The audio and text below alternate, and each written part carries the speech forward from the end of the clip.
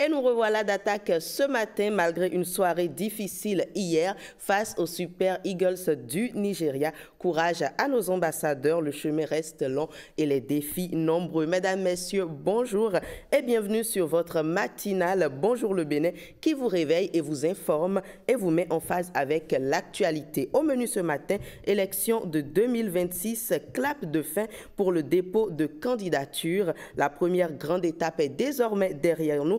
Qui sont les figures en liste et quelles perspectives pour la suite du processus électoral? On en parle dans quelques minutes. Droit des filles au Bénin à l'occasion de récentes célébrations. Retour sur les avancées qu'ont connues le Bénin. On en parle également avec Ghislaine Adimi. Ce sera dans Bénin en mouvement. Et enfin, santé, le mal de dos. Est-ce que c'est le mal du siècle? Pourquoi tant de personnes en souffrent et comment prévenir ce fléau du quotidien? Restez avec nous pour le savoir avec Heureuse Danondé et son invité. Mais avant tout ceci, place au bulletin d'information.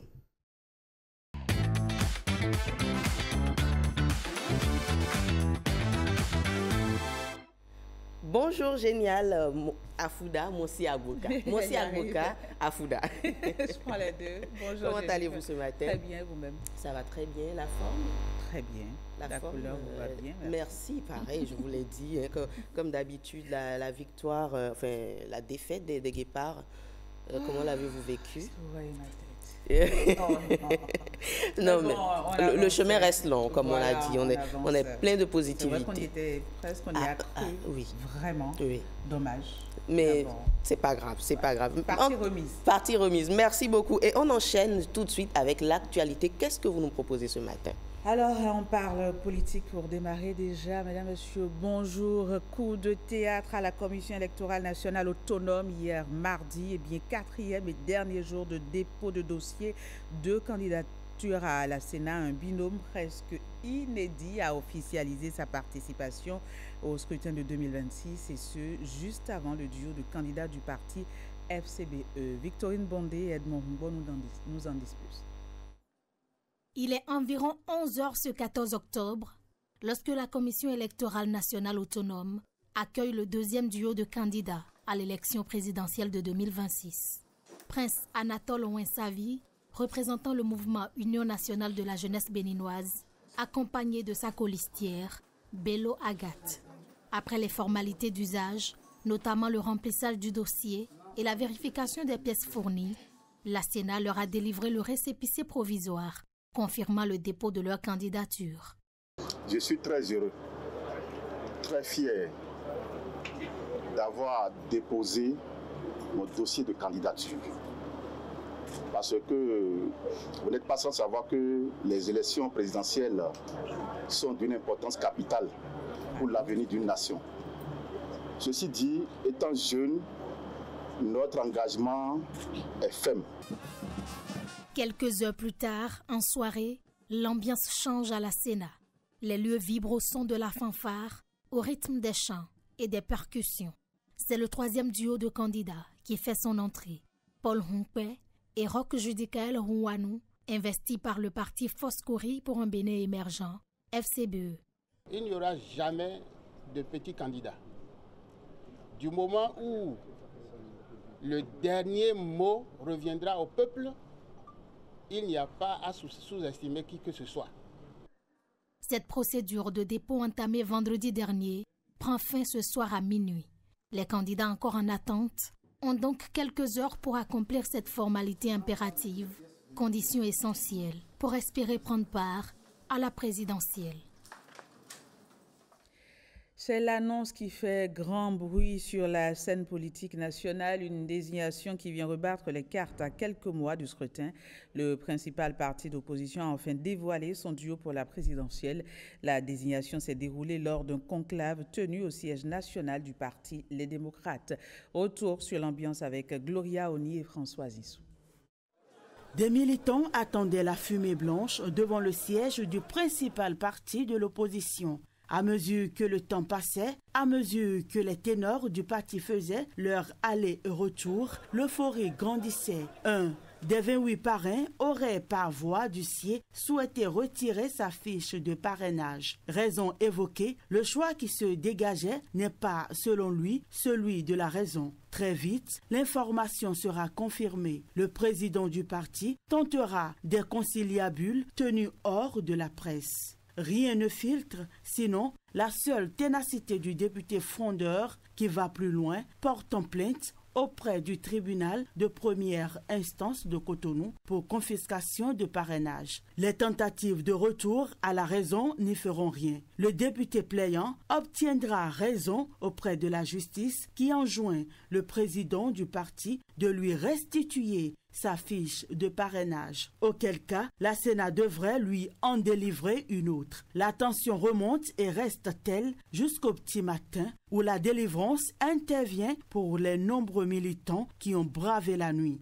Candidat président du parti Les Démocrates pour l'élection présidentielle de 2026, Maître Agbojo Renaud. Vice-président, candidat du parti LD pour l'élection présidentielle de 2026, M. Lodjou Bonaventure Jude. L'accouchement aura été peut-être difficile, les rebondissements à couper le souffle, mais une incertitude demeure. Le duo aura-t-il les 28 parrains dont il a besoin pour valider sa candidature? Question intéressante puisque justement, on se demande quelles sont les possibilités qui s'offrent aux démocrates pour espérer passer le cap du dépôt des dossiers de candidature suite à l'annulation de l'un de leurs parrainages.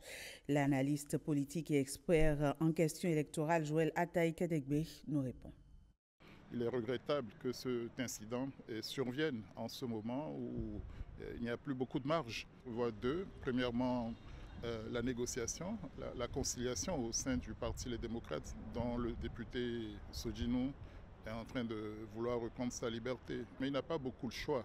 Il ne peut pas l'utiliser pour soutenir un autre candidat. Et malheureusement, il a quand même la faculté de décider de ne pas l'utiliser. Et ça prive vraiment les démocrates d'une substance importante. Alors, si la négociation, la conciliation ne marchait pas à l'interne, est-ce que pour autant les démocrates seraient encore disposés à un accord de coalition avec un parti disposant de suffisamment de parrainage? Dans ce cas, le code électoral pourrait sauver in extremis les démocrates. Mais ça suppose au moins qu'ils parviennent à un accord qui sera présenté à la Sénat en même temps qu'ils introduisent leur dossier de candidature. Cela ne fait pas d'un parti d'opposition un parti allié à la majorité présidentielle. Je n'ai pas l'impression que ce soit une source de reniement, d'humiliation. Non, c'est des accords entre partis majeurs pour décider de la meilleure manière possible de gérer l'institution parlementaire, voire le gouvernement, donc sur la base des programmes qui sont conciliables. Au-delà des deux options qui auraient pu leur assurer de manière certaine les 28 parrainages, ils ont la possibilité de revendiquer. Et devant la Cour constitutionnelle, évidemment, pour faire invalider l'annulation du parrainage qui leur fait défaut à l'interne. Est-ce qu'ils auront gain de cause pour autant? Nul ne le sait. Et voilà, c'est une voie périlleuse. Mais il est regrettable de laisser la voie du dialogue, la voie de la discussion, qui me semble plus économe, plus productive et plus fructueuse même, enfin, en termes de possibilités de coopération. Ce bulletin se poursuit ici. La jacinthe d'eau envahit peu à peu nos cours d'eau et contribue à l'économie locale. Des initiatives comme celle-ci viennent égayer les cœurs. Oui, les femmes du ministère de l'économie et des finances étaient au centre Saint-Paul-Ami des aveugles de Tory. Elles ont procédé à une remise de kits scolaires aux pensionnaires du dit centre. Blaise Adampo pour les détails. Leur voix résonne pure et pleine d'innocence. Ces enfants, privés de la vue, mais pas de talent, reprennent avec ferveur un titre de l'artiste béninois Vano Baby.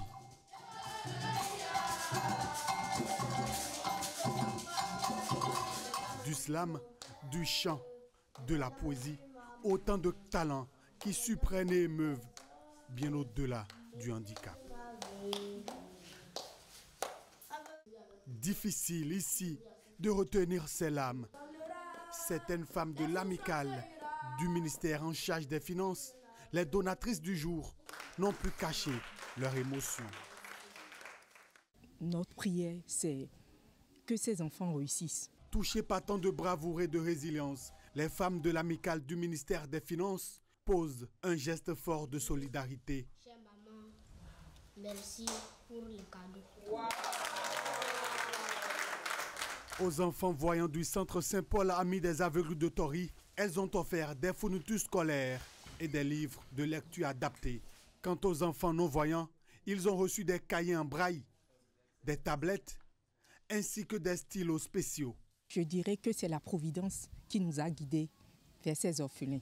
Il y avait des blocages, mais à la dernière minute, comme on le dit, leur tête a fait que les dons sont venus de tous côtés. C'est un geste qui vient alléger la charge des responsables du centre, mais surtout redonner le sourire à ces enfants orphelins, handicapés visuels. C'était un grand besoin et leur arrivée est vraiment venue à point nommé. Aujourd'hui, le centre a à son actif 34 pensionnaires. Donc, ils sont au nombre de 34, y compris les écoliers et les collégiens, à pouvoir bénéficier de ces kits-là. Entre émotion, larmes et chants d'espérance, cette journée restera gravée dans les mémoires. Pour l'amicale, c'est une promesse, continuer à soutenir ceux qui, malgré l'ombre du handicap, brillent de lumière.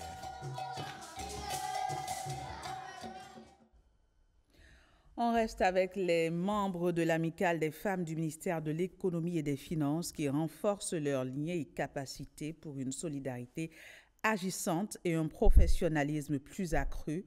C'est à travers une team building impactante qu'elles ont organisée à Zinvier dans la commune d'Abomey-Calavi.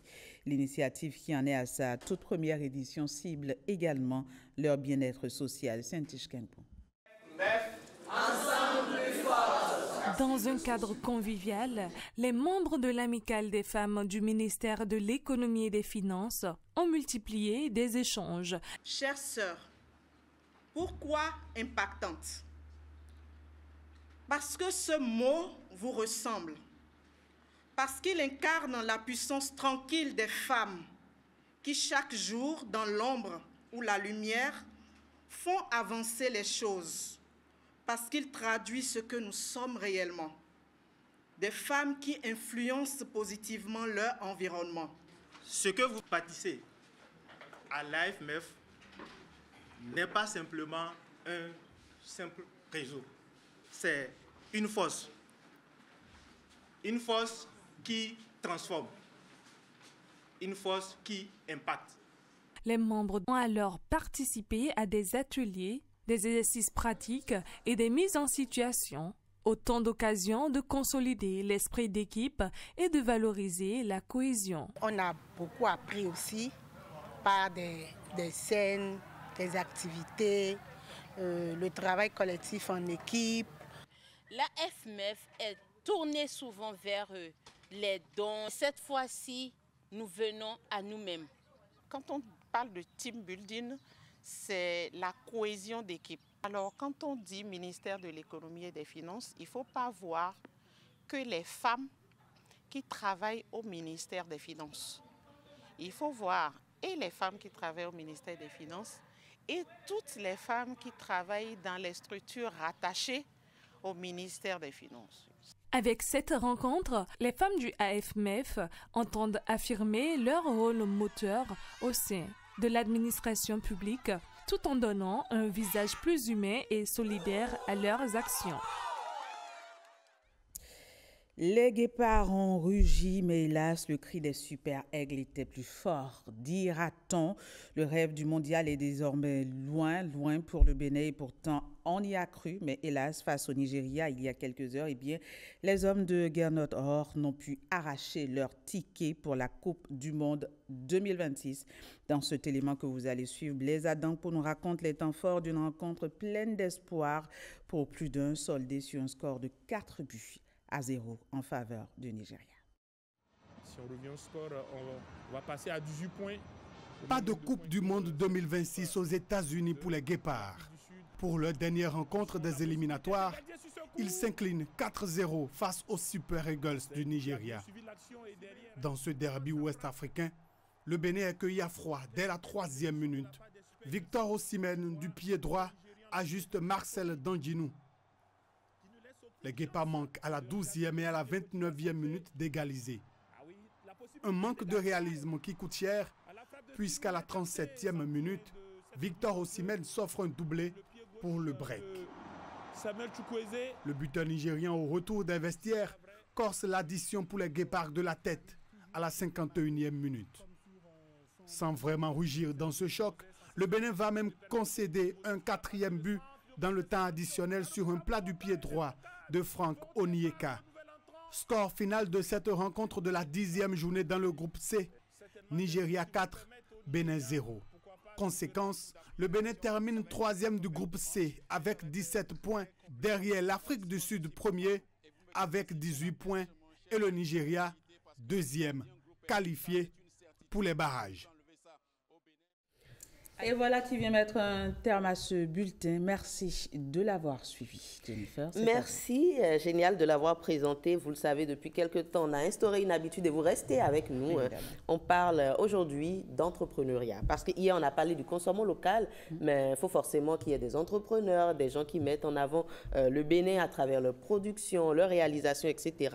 Ma question ce matin est de savoir, est-ce que tout le monde peut entreprendre? Bonjour Patrick, bonjour Heureuse. Bonjour Jennifer, bonjour Jenny. Il y a Ghislaine qui va certainement nous rejoindre. Jenny génial et Jenny Jennifer. Bonjour la team.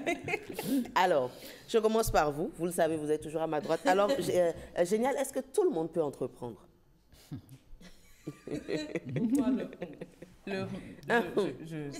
Je vis avec un entrepreneur. Oh, alors dites-nous tout. C'est pas facile. Il faut avoir le cardio. Ah bon? Non, ce n'est pas donné. En fait, on se dit d'attaque, j'aurai mon temps à moi, je pourrai gérer mon planning. Je serai libre. Voilà quoi, tu es libre de tes mouvements, tu coordonnes les choses comme tu le sens et je suis le boss. Exactement. Attention, c'est un piège. Ah bon? Parce que après, quand tu viens avec des gens qui font le truc, tu te dis, ça n'a rien de drôle. Hein? N'est-ce pas? Ça n'a rien de simple du tout. Parce que quand tu t'arrêtes, la machine s'arrête. Oh. Et on oublie souvent les déboires, tout ce qu'on peut croiser sur le chemin. Il faut avoir le mental d'abord. C'est pour ça que j'ai dit le cardio. Le cardio, enfin, il faut avoir le tonus. Il faut avoir déjà le mental, quelqu'un de résistant qui pourra tenir face à tout ce qui viendra. Ensuite, il faut avoir ça. Il ne suffit pas de se lever et dire j'ai un budget de 1 million, je peux tenir sur tel mois et dans un an, oui, ça va commencer à tourner. C'est souvent ce qu'on se dit. Mais c'est ça. Mais c'est pas ça. C'est pas ça du tout. Parce qu'en chemin, vous nous désillusionnez là. Non, je ne dis pas. Tout le monde a sa chance. Oui. Tu peux y aller, ça va marcher. Elle peut y aller, ça ne marchera pas. Mais je le dis, il faut un mental tout un ensemble. Il ne faut pas juste se lancer, se dire j'ai un capital et j'y vais. Quoi. C'est tout ce que à fait. Et Patrick, qu'est-ce que vous en pensez? Parce que c'est vrai, quand on observe un peu certains profils qu'on nous présente, des success stories, on se dit, ah ouais, cette personne est quand même partie pratiquement de rien ou de peu quand même, mais a atteint ce niveau, j'ai la même passion, je vais le faire. Donc, Génial, là, qui est en train de nous dire, écoutez, calmez-vous, ce n'est pas toujours ça. Qu'est-ce que vous en pensez? Mais je dirais la même chose que Génial. Moi, en me mettant dans la peau de croyant, je vais dire la providence, Dieu et tout le reste. Quand on sort de cette peau de croyance, c'est la chance. D'accord. La chance et la chance. Mais à côté de la chance, il y a le mental fort. Il faut avoir un mental très fort. y aller, se dire ça peut réussir comme ça peut échouer. Il faut être prêt, avoir toujours en tête un plan B. Et comme dirait feu mon beau-père, il faut prévoir l'imprévu. Donc, chaque fois qu'on évolue en tant qu'entrepreneur ou petit entrepreneur, ou quand on a envie d'être entrepreneur, il faut qu'il y ait un plan B à chaque occasion, ce qui n'est pas évident. Donc, vous pensez que quelqu'un qui veut se lancer puisse faire... c'est un projet, mais il faut faire un projet bis, nécessairement.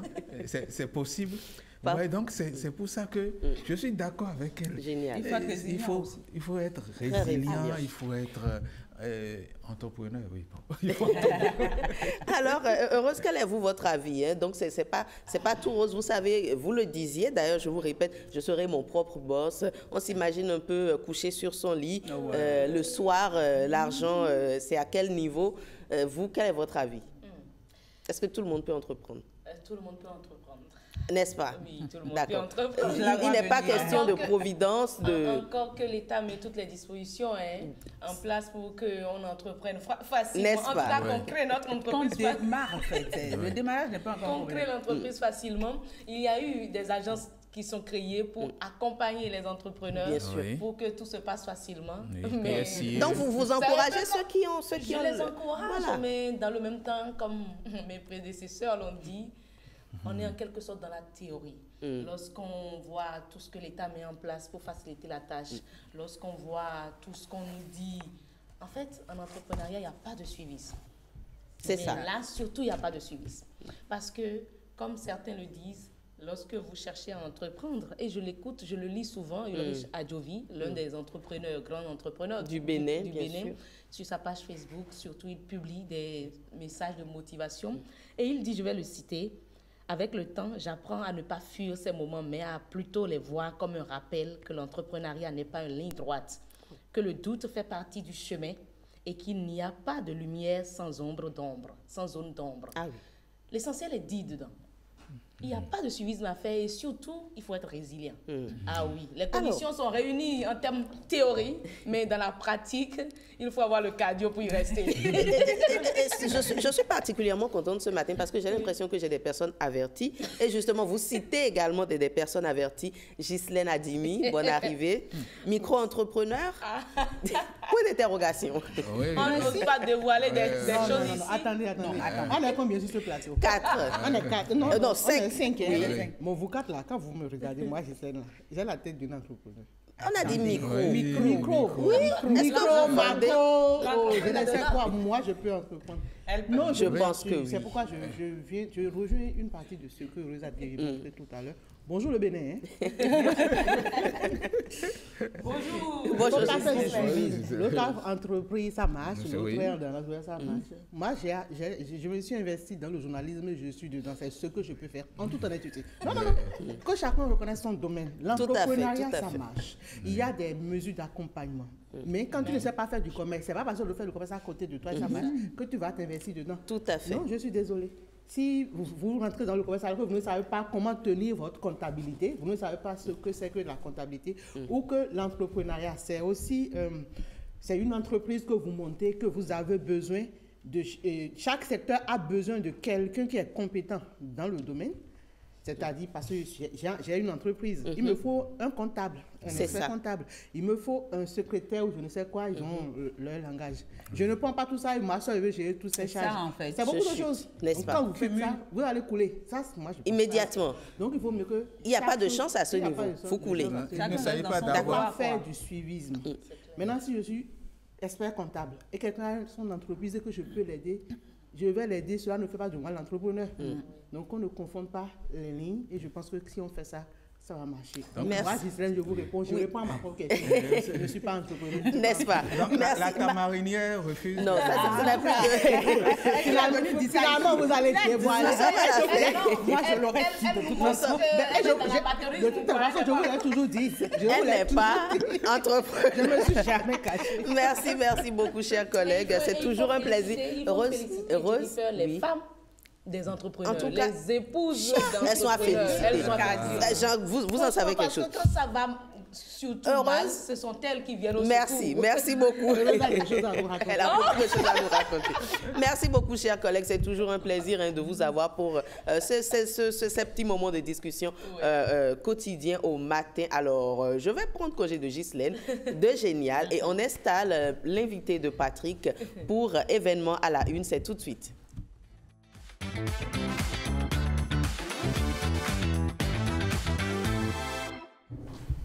Dans événement à la une, aujourd'hui, Patrick nous emmène, comme d'habitude, à la découverte de journées, mais également de deux thématiques pour être plus précise. Oui, oui. Alors, avant d'arriver aux journées, nous allons parler de quelque chose qui va commencer demain. Enfin, quelque chose entre griffes. Quand on dit quelque chose, événement, comme événement à la une. C'est un événement, un grand événement. Un événement qui est lancé par une entité, Django Rally. Quand vous entendez parler de Django, ça vous rappelle quoi? Le film Django, western. Tout à fait. Et nos parents disaient même quand vous commettez de petites erreurs à la maison, à vous Django. Mais ce fut le film le plus violent. Oui, 1966. Et après, un film repris avec des titres, des sous-titres. Mais Django Rally a commencé depuis un moment. Cette année, Django Rally Qui ne connaît pas Django Rally? Au Bénin, en tout cas. Au Bénin, en tout cas, oui. Cette année, Django Rally a décidé de nous offrir le premier salon automobile du Bénin. Le premier salon automobile a lieu ou va commencer dès demain, déjà, le 16 octobre. Et dès aujourd'hui, 15 octobre, nous allons lancer, pas les velléités, mais nous allons lancer quelque chose. N'est-ce pas? Oui. Et on va dans un pays, le pays du soleil levant, le Japon. Oui. Le Japon, pour parler de Japan Motors. Je ne sais pas si j'ai bien prononcé ou Japan Motors. Mais il y a une dame ici qui va nous dire comment ça se prononce. Japan Motors du Bénin, JMB. Exactement. Oui. Et JMB est représenté par sa directrice commerciale, Madame Sabourin, Madame Labité Sabourin, Nicole Labité Sabourin, pour être plus précis. Voilà. Et vous êtes la directrice commerciale de Japan Motors. Dites d'abord, qu'est-ce que c'est Japan Motors du Bénin? Déjà, bonjour. Bienvenue. Voilà. Bonjour le plateau. Bonjour. C'est un plaisir d'être avec vous. Alors, Japan Motors Bénin est une filiale du groupe Japan Motors Trading Ghana. D'accord. Et en s'installant au Bénin, Japan Motors représente les marques de véhicules Peugeot. Oui. Et récemment, nous avons eu l'agrément officiel pour la représentation de la marque Nissan, qui est purement japonaise. Oui. Nous faisons aussi deux autres marques, la marque Photon, qui est chinois, et enfin Geely. D'accord. Voilà, donc Japan Motors est distributeur exclusif des véhicules neufs.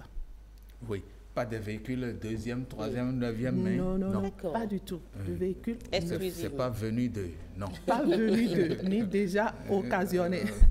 D'accord. Très intéressant. Voilà. Des véhicules neufs. Exactement. Alors, pour le salon de l'automobile du Bénin, le premier salon, ça fait bien l'honneur que ce soit vous, la première personne qu'on reçoit, le premier concessionnaire pour ce salon. Qu'est-ce que vous avez prévu offrir au public pour ce salon international installé au Bénin dès demain?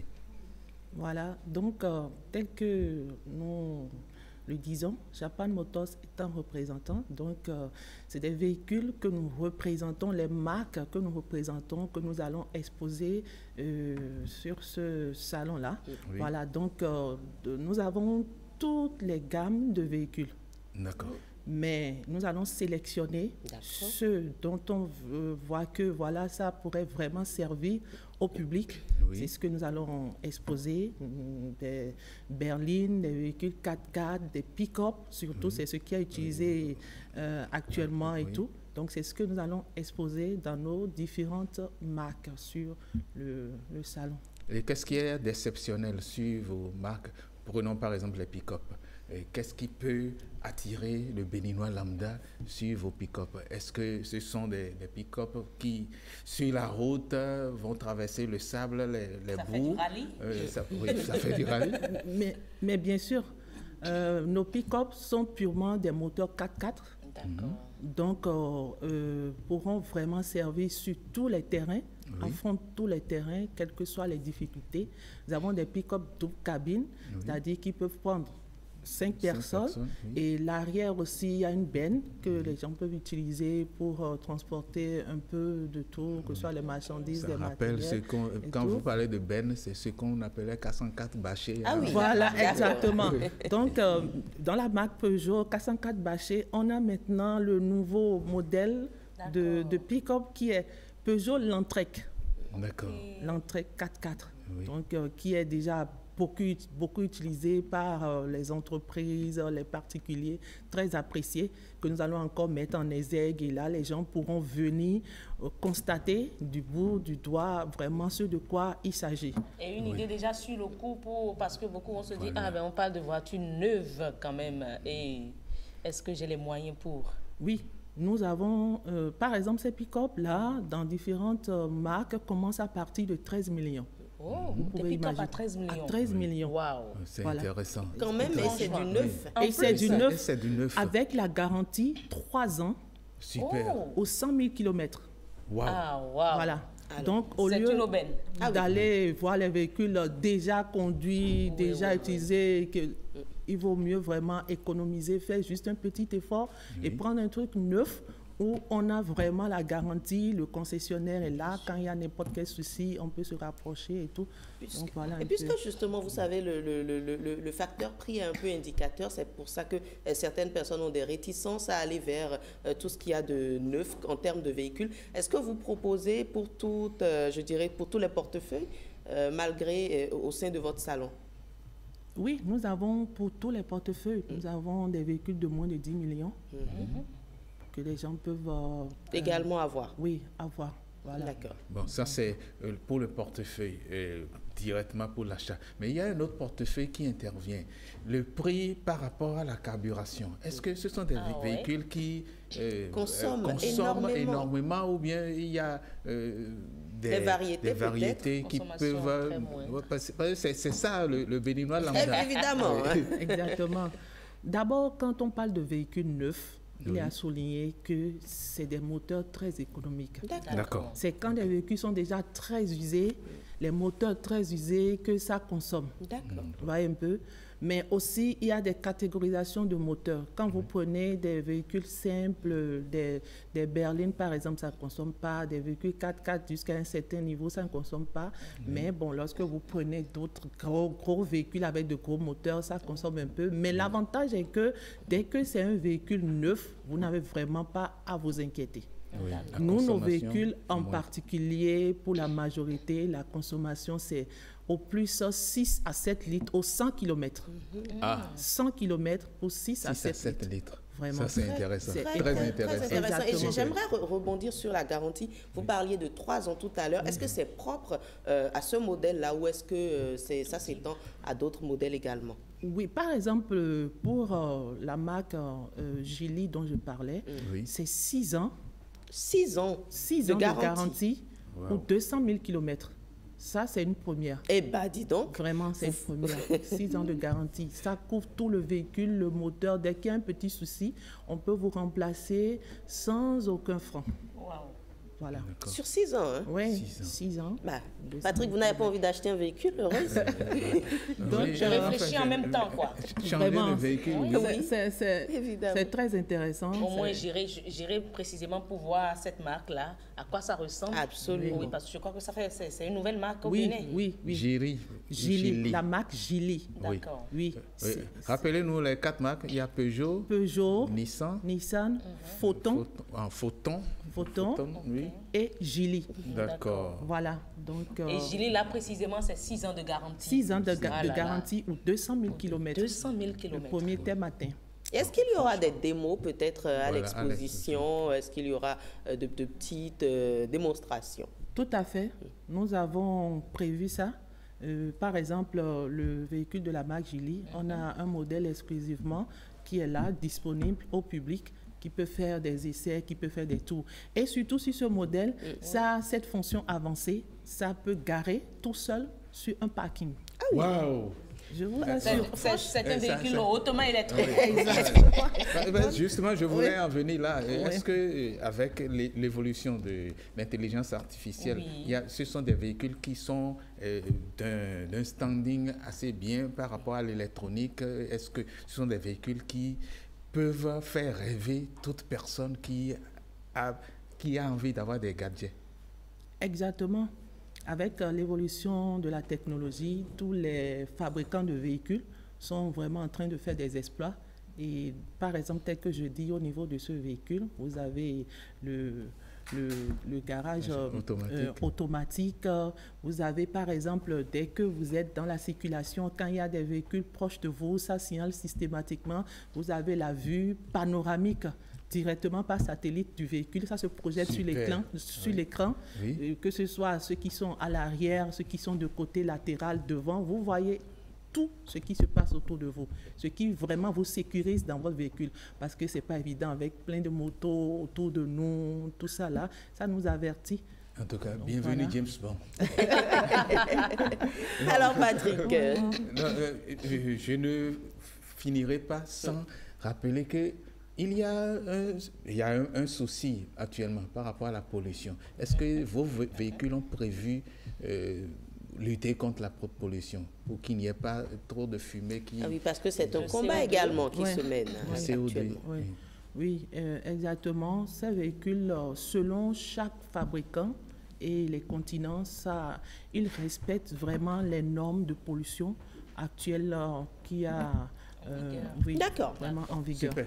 Merci beaucoup Patrick pour cette fenêtre très très intéressante. Je suis sûre que tous ceux qui nous ont suivis vont contacter madame parce que les propositions elles sont tellement alléchantes. C'est tout, n'est-ce pas, pour ce premier sujet. Et on va vous raccompagner. Du 16 au 19 octobre. Du 16 au 19 octobre. Demain déjà. À partir de demain. Quand on accueille le premier salon automobile.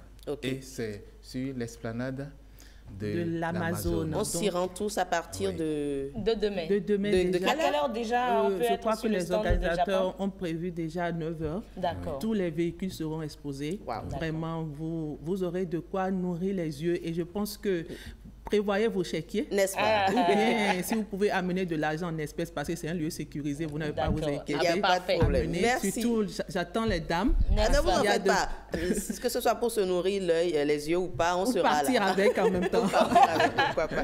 Donc, merci le public beaucoup. Bien nombreux. Merci beaucoup. On va vous raccompagner. Donc, vous êtes la directrice commerciale de Japan Motors, Madame Nicole Labité-Sagboran. Et on installe Patrick. Jennifer, militaire, pour qu'on ait comment vous avez appelé la marque Gilet?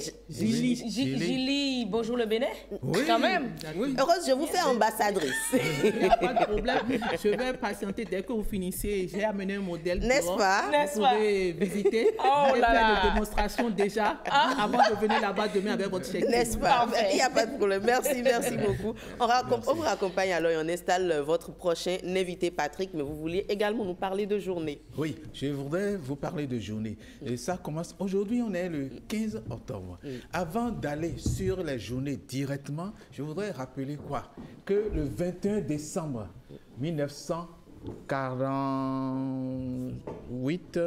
46, c'est 47. D'accord. Dites-nous tout. Finalement, on retient quoi? Le 21 décembre 1949. La date est venue. 46, 47, 47. C'est en 49. D'accord. Il est né. Il fut né. Enfin, il naquit. Oui, Inaki, c'est beaucoup mieux. Le français est délicat. Oui, Inaki, et on l'appela Thomas dans la famille Sankara. Ah oui, le fameux, l'illustre. Et Inaki, voltaïque, c'est-à-dire qu'il est né en haute volta. Tout à fait. Mais il fut assassiné au Burkina Faso. Ah oui, parce que le pays avait déjà changé de nom. Oui, il a changé le nom du pays. Donc, la Haute-Volta est devenue le Burkina Faso. Et il fut assassiné le 15 octobre. Oui, 15 octobre 1987. Aujourd'hui, 15 octobre. Donc, une pensée... Mathieu Kérékou est décédé le 14 octobre. Le 14 octobre. Le 15 octobre. Le 15 octobre, oui. Lui, il est décédé bien avant Mathieu Kérékou, le 15 octobre 1987. Et aujourd'hui, ça fait... Ça fait quelques années, si on fait le décompte. Plusieurs années, en tout cas. Oui. Plusieurs années. 87 à aujourd'hui... Ah, bon, c'est pas un calculateur. Vous avez dit 1987? Oui, 1987. 38. Oui, je suis mathématicienne. Ah oui, bravo. C'est juste. Bravo. Super. Alors, merci Patrick. Alors, les journées internationales. La première journée dont nous allons parler, c'est cette journée qui concerne tous ceux qui ont une canne. La journée de la canne blanche, c'est le 15 octobre. Journée de la canne blanche, c'est une journée qui permet de rappeler que tous ceux qui ont une canne blanche ont droit de citer lorsqu'on les voit. Donc, il faut faire attention pour pouvoir leur faciliter le passage. La journée de la canne blanche, aujourd'hui, ce n'est pas pour que tout le monde puisse se promener avec une canne blanche, mais on fait un clin d'œil aux malvoyants, un clin d'œil à tous ceux qui sont aveugles, tous ceux qui ont une myopie avancée ou une presbytie très avancée. Donc, journée de la canne blanche. C'est aujourd'hui aussi la journée du lavement, non, du lavage des mains. Ce n'est pas le lavement des mains. Le lavage des mains. Le lavement des mains, c'est autre chose. C'est une autre opération. On dit lavement des mains, lavement des pieds. Ça, c'est l'opération faite par Jésus qui a lavé les mains, les pieds de ses disciples. Donc, lavement des pieds. Mais le lavement des mains... Le lavage des mains. Attendez. Le lavement des mains peut signifier encore autre chose. C'est une opération médicale qui permet d'envoyer la main dans le ventre de quelqu'un pendant une opération pour pouvoir lui faire le nettoyage. C'est le lavement des mains. Maintenant, le lavage des mains, c'est la journée du lavage des mains. C'est une journée qui permet d'attirer l'attention sur l'hygiène par rapport à tout ce que nous touchons. Il faut toujours se laver les mains à l'eau et au savon. Ce n'est pas simplement à l'eau et au savon. Parce que la main ramasse assez de détritus au fur et à mesure qu'elle évolue. Donc, imaginez si on doit utiliser un microscope, tout ce qui doit être sur cette table. Donc, après ceci, normalement, je devais aller me laver les mains avant de passer à une autre opération. Donc, la journée rappelle l'hygiène qu'il faut pour les mains. D'accord. Voilà une deuxième journée. Une troisième journée. Toujours ce 15 octobre. Oui, toujours ce 15 octobre, c'est la journée des femmes rurales. La journée internationale des femmes rurales, aujourd'hui, c'est une journée consacrée aux femmes qui travaillent dans nos campagnes. Et les coopératives de femmes, voilà, exactement. agricoles. Oui. Et aujourd'hui, le thème, c'est rendre hommage à ces femmes qui nous permettent de manger. Parce que grâce à elles, nous mangeons. Oui. Donc, c'est une journée d'hommage aux femmes rurales. Et cette journée nous permet de nous rappeler. On parle de femmes, mais on va parler des filles. On se rappelle la journée du 11 octobre, qui est la journée internationale des filles. Et pour cette journée internationale des filles, le 11 octobre, c'est déjà passé, nous avons pensé aujourd'hui parler des filles, mais simplement pas des filles, de la santé sexuelle et reproductive des filles. Et pour en parler, nous sommes avec le psychologue André Alihonou, psychologue et clinicien.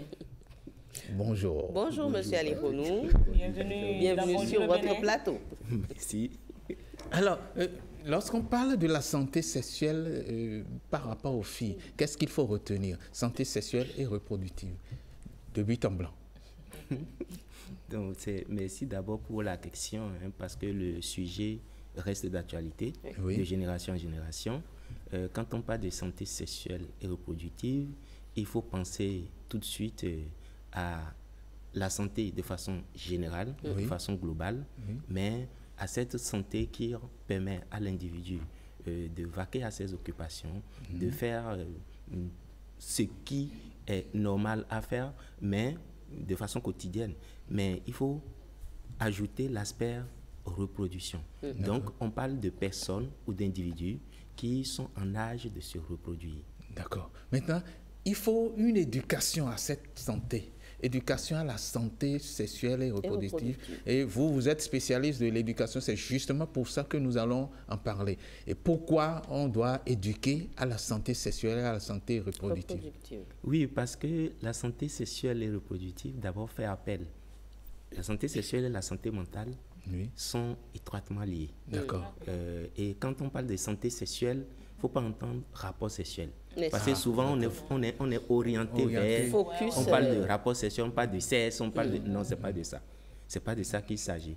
Ici, entendons la sexualité de l'individu. Donc, la santé sexuelle, entendons tout ce qui permet à l'individu, j'ai dit tantôt, de se mouvoir, d'avoir de l'émotion, de se comporter, d'aller en relation avec son entourage, sa communauté.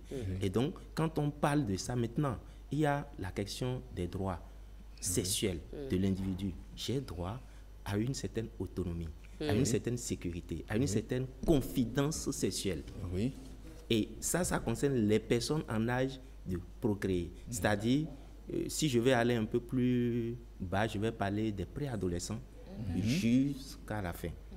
Je ne parle pas des enfants, mais des préadolescents jusqu'à la fin. Quand vous dites préadolescents, pour ceux qui ne savent pas, on va parler, la puberté, ou pré-puberté, à partir de 10 ans, déjà 10 ans, 11 ans. Les téléspectateurs vous diront, vous voulez que je fasse asseoir ma fille de 11 ans pour lui parler de sexe? Non, justement, c'est ça qu'il dit. De 9 ans, mère.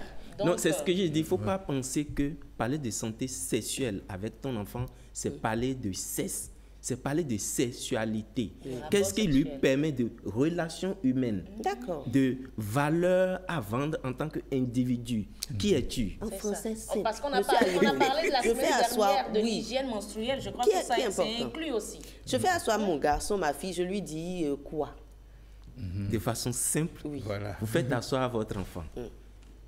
D'abord, qui es-tu? Ça commence toujours par là. D'accord. Et qu'est-ce qui, pour toi, a de la valeur sur toi, comme organe? Et pour ta fille, essaie de lui faire comprendre en termes clairs qu'il y a des parties sur son corps qui n'appartiennent qu'à elle et à elle seule. Très bien. Même toi, même mère, tu n'as pas le droit de toucher si tu ne lui demandes pas la permission et si elle ne t'autorise pas.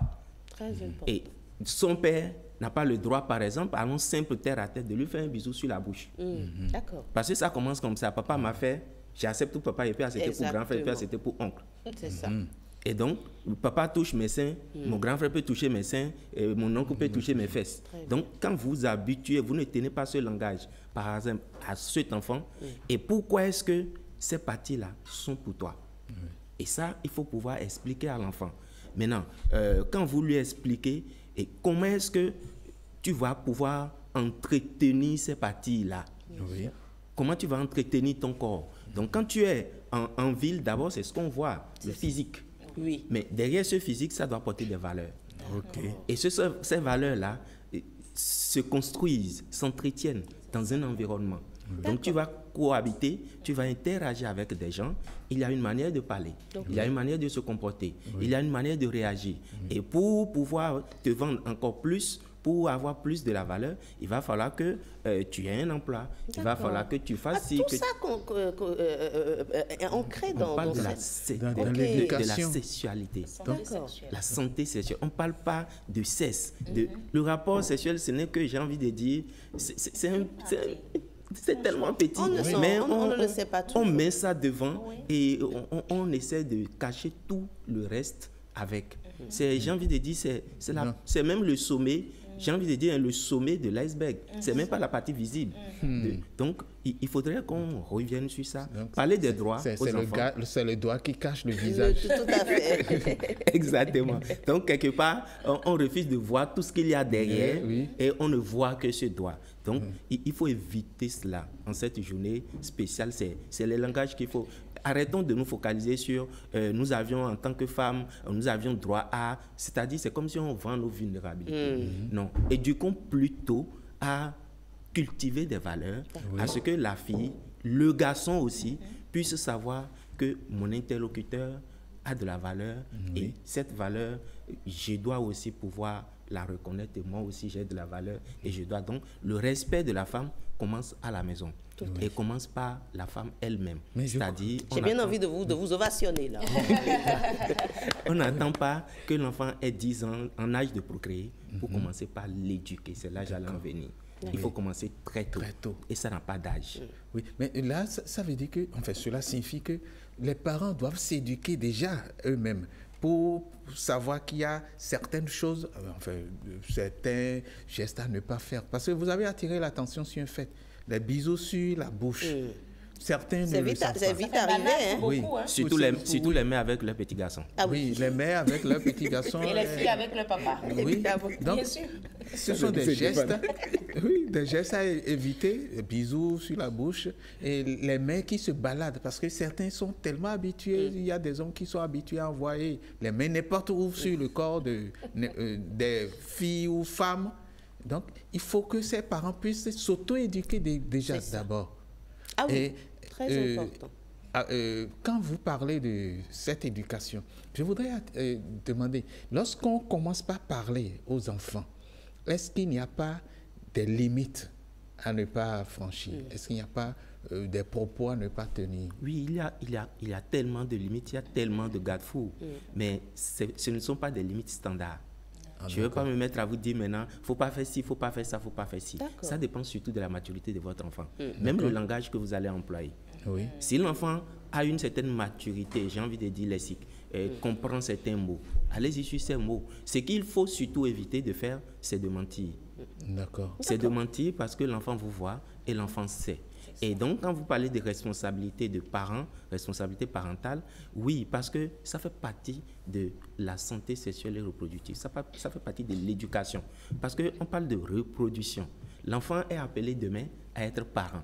Oui. Et ça s'apprend dès l'enfance. Tout à fait ça. Un parent, c'est un comportement, c'est un ensemble de comportements, de savoir-être, à transmettre. Donc, comment vous êtes et comment vous construisez cet être à devenir demain.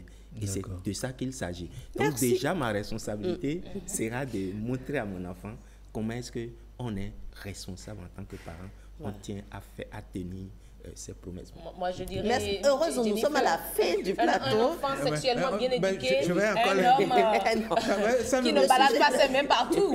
En entreprise, par exemple. Merci, très important. Exactement, très important. Merci beaucoup, Patrick, pour le sujet. Franchement, j'ai même envie qu'on on va revenir sur ce sujet-là. Avec moi au plateau. J'ai compris que cela vous Merci en tout cas pour le sujet. On va vous raccompagner, M. Ali Ronou, et on installe notre prochain plateau. Ce sera Instant Politique.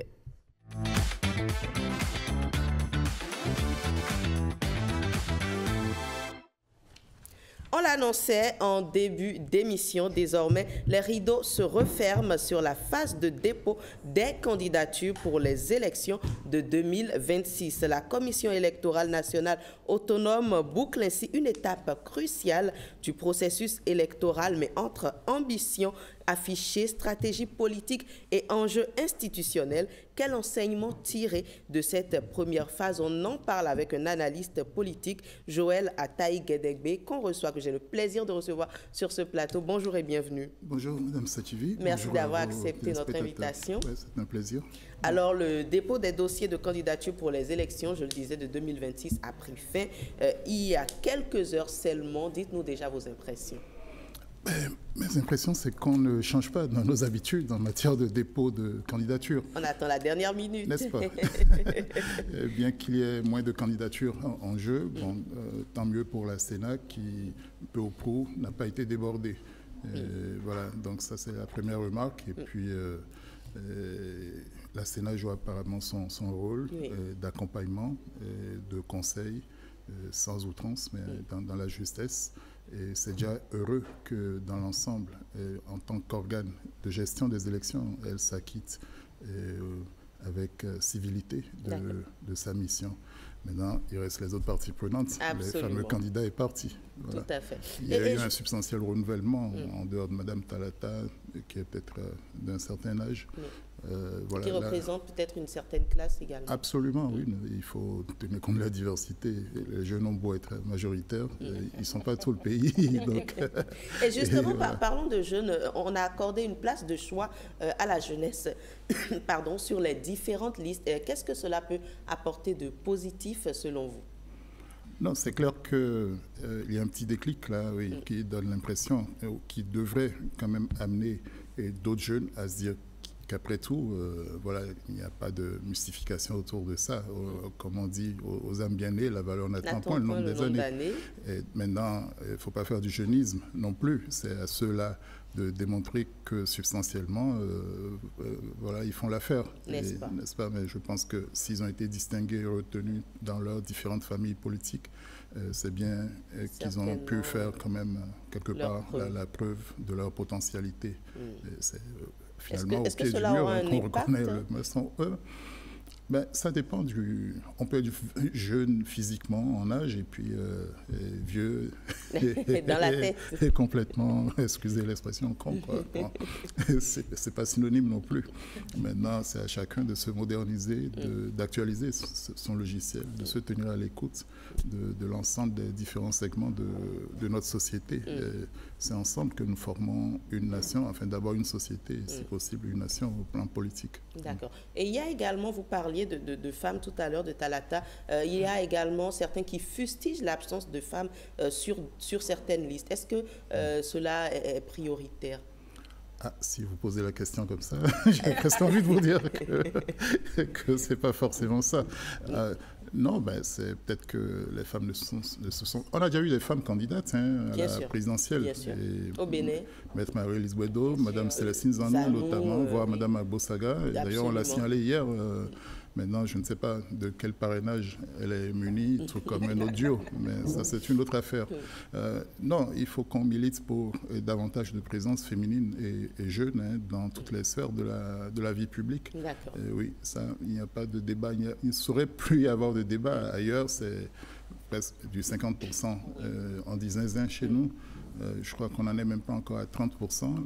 Il y a des pays qui ont déjà atteint cela en termes de proactivité, de quotas favorables aux femmes.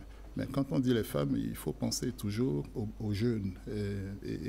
Parce que le genre, ce n'est pas que féminin, ce n'est pas que la femme. Et donc, c'est les plus défavorisés, les plus reclus. Donc, il faut élever à la dignité de la société. Et c'est à l'intérieur des partis et avant les partis même, c'est dans nos familles qu'il faut encourager la jeune fille. Vous parliez tout à l'heure d'éducation sexuelle, oui, à oser, à prendre toute leur place et à se faire respecter et accepter comme telle. Et donc, j'ose croire que le moment n'est pas loin où nous aurons davantage de femmes qui prennent toute la place qui est la leur. Je vous vois pleinement diriger le plateau et l'animer ici. Donc, il y a d'autres secteurs où il doit y avoir davantage de visibilité parce que c'est ça aussi qui envoie le message que c'est possible pour celles qui hésitent ou ceux qui, jeunes, pensent que leur moment n'est pas arrivé.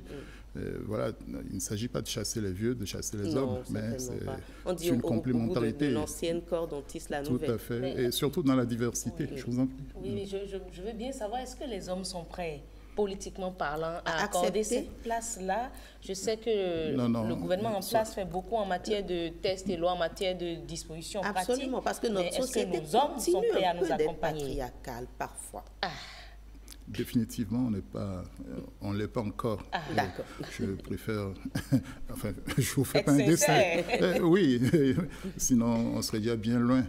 Et vous avez observé comment on a subrepticement accordé une liste à part pour les femmes. On aurait pu dire qu'on augmente le nombre de députés, soit pour tenir compte de l'augmentation de la croissance démographique, mais que... on exigerait dorénavant un positionnement alternatif, homme-femme ou bien femme-homme sur les listes.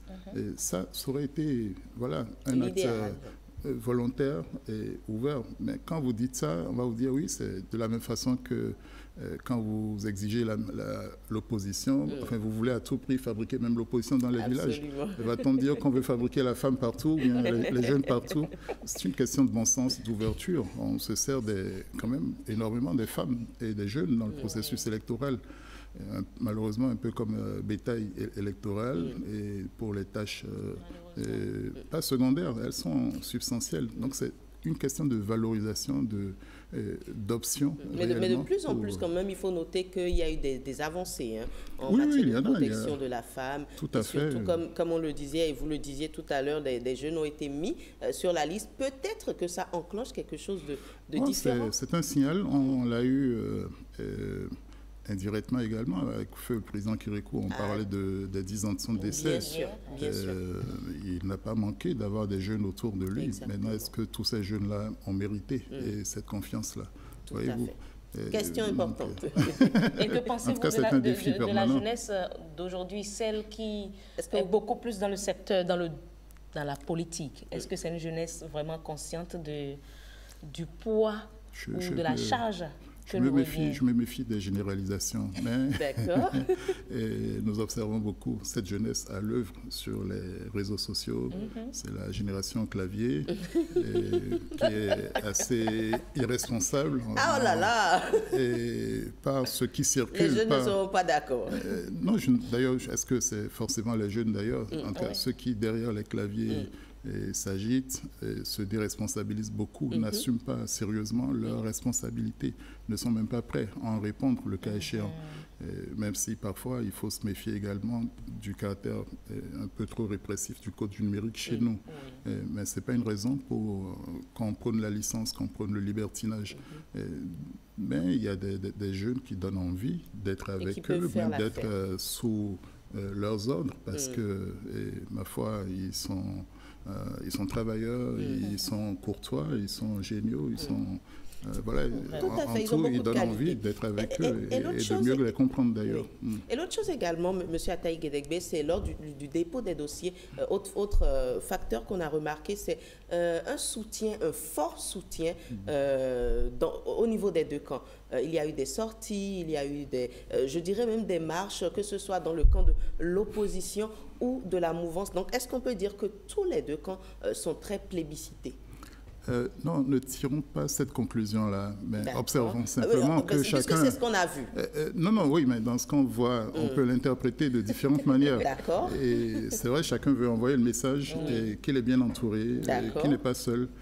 Mais on ne peut pas en tirer la conclusion que, substantiellement, une majorité du pays ou du corps électoral serait avec l'un ou l'autre. Et ça fait partie de la... c'est la loi du genre, en tout cas. Donc, il faut montrer un peu les muscles. Il faut encourager. Je crois que même la fonction première, c'est d'encourager ceux qui ont accepté de se mettre devant la scène, d'aller au charbon comme ça, au nom de leur parti et autres. Donc, c'est la moindre des choses. On a vu, par exemple, au niveau du duo de la majorité actuelle, le ministre d'État Biachane, donc président du bloc républicain, être effectivement présent aux côtés des candidats. Oui, c'est un message qui est envoyé d'adhésion à cette candidature, de soutien, d'accompagnement, d'encouragement et que sais-je encore. Voilà, donc chacun de son côté organise la présence et essaye d'envoyer des messages autant dans le camp qu'en face. Ok, autre chose aussi, c'est que en ce qui concerne le choix des duos, par exemple, le choix du duo de la majorité de la mouvance présidentielle, a été vite révélé, je dirais, défini, contrairement à l'opposition qui a attendu, je dirais, jusqu'à la fin, voilà, à la dernière minute. Qu'est-ce qui pourrait expliquer cela? Certaines personnes parlent de stratégie.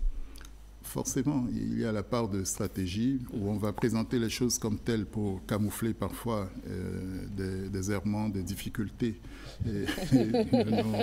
Je n'ai cité pas. J'ai envie de dire, c'est vous qui le dites. Oui, je le dis, je l'assume. C'est bien lui qui le dit. Et je n'ai cité personne, même si chacun voit quelque part les démocrates qui ont été assez stigmatisés pour le temps qu'ils ont mis à désigner leur duo.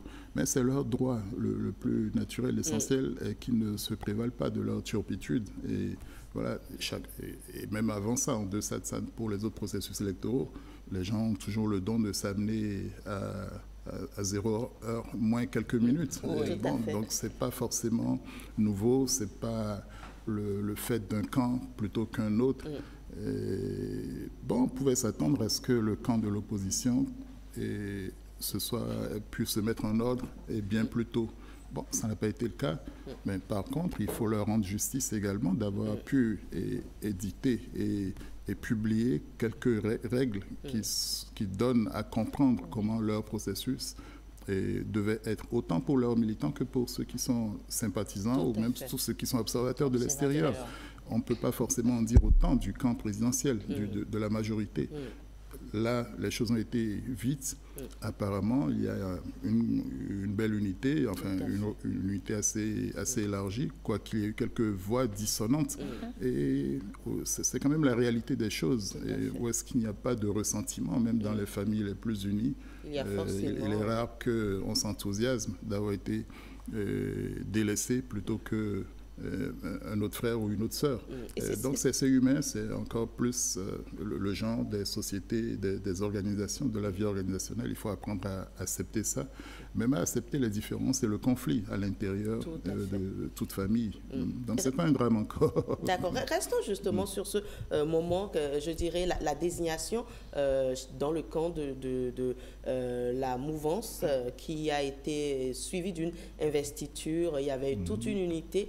Pareil dans le camp de l'opposition, je crois, c'était des moments très intenses hier et il y a quelques temps chez la mouvance. Est-ce que les partis s'en sortent renforcés selon vous ou plutôt affaiblis? Trop tôt pour le dire, même si on a pu assister à des formes de mélodrame ou d'amertume, voilà, plus ou moins exprimée. Et je crois que le moment pour commencer à en avoir une petite indication va être celui du dépôt des candidatures pour les autres élections communales. Parce que là, ce n'est qu'une partie du match qui a été joué. Les députés, ou disons les élus, maires députés, se sont acquittés dans l'ensemble des partis, à part le cas à Sodjinou, et éventuellement le cas à Rossi. Donc se sont acquittés de leur devoir conformément au code électoral tel qu'il est actuellement.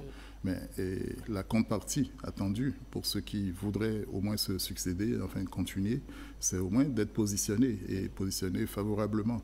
Et ça, ce n'est qu'après coup qu'on le saura.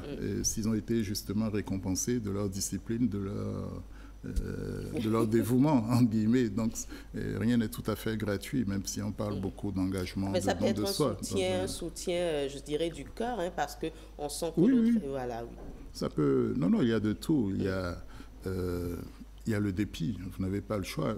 Quand vous voyez le code électoral, il donne quel choix à un député ou à un maire avec le parrainage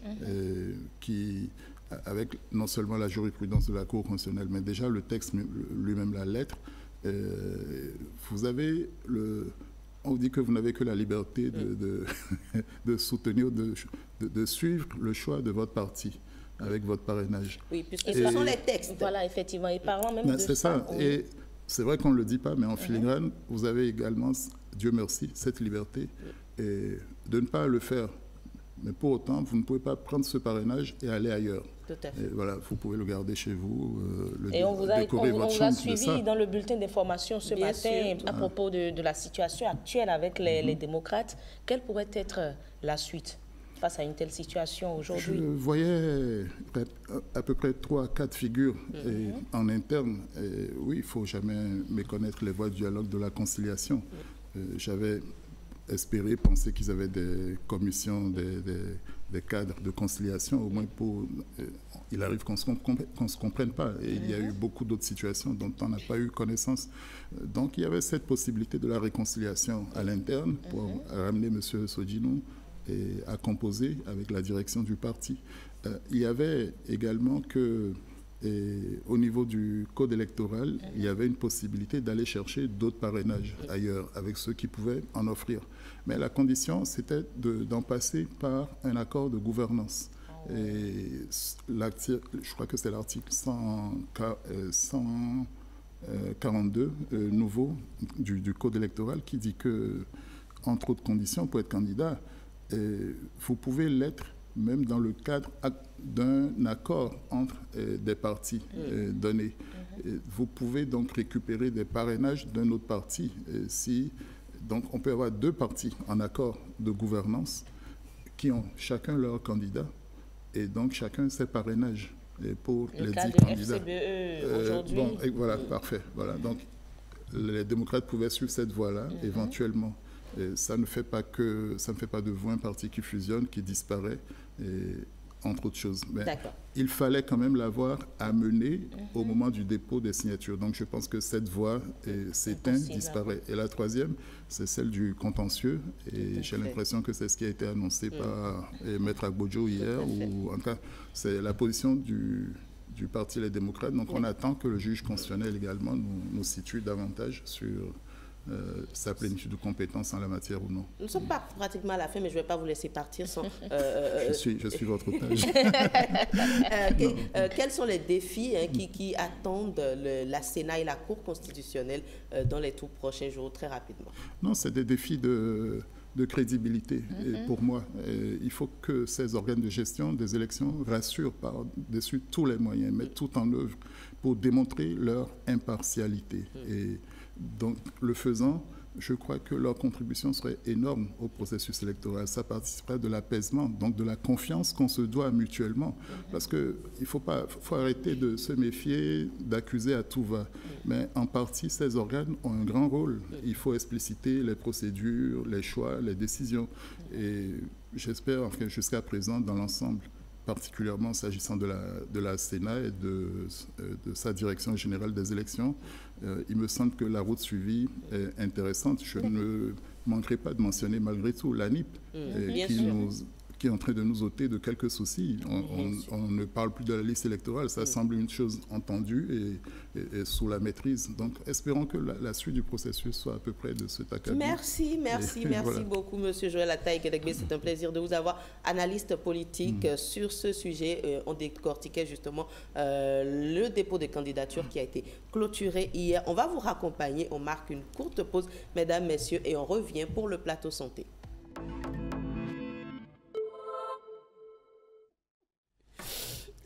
Oui, on le disait, on va passer à la rubrique santé, mais d'abord, vous voyez, on riait ici, c'est comme ça.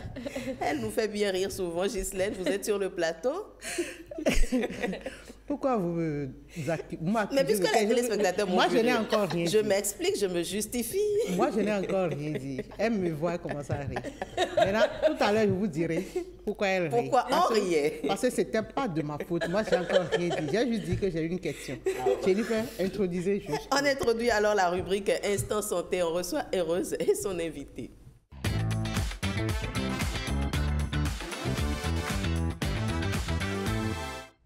Heureuse, on parle de mal de dos. Je souffle cela parce que tout à l'heure, les téléspectateurs comprendront. Non. Mais bien sûr. Ah non, vous m'avez accusé, il faut que je me défende.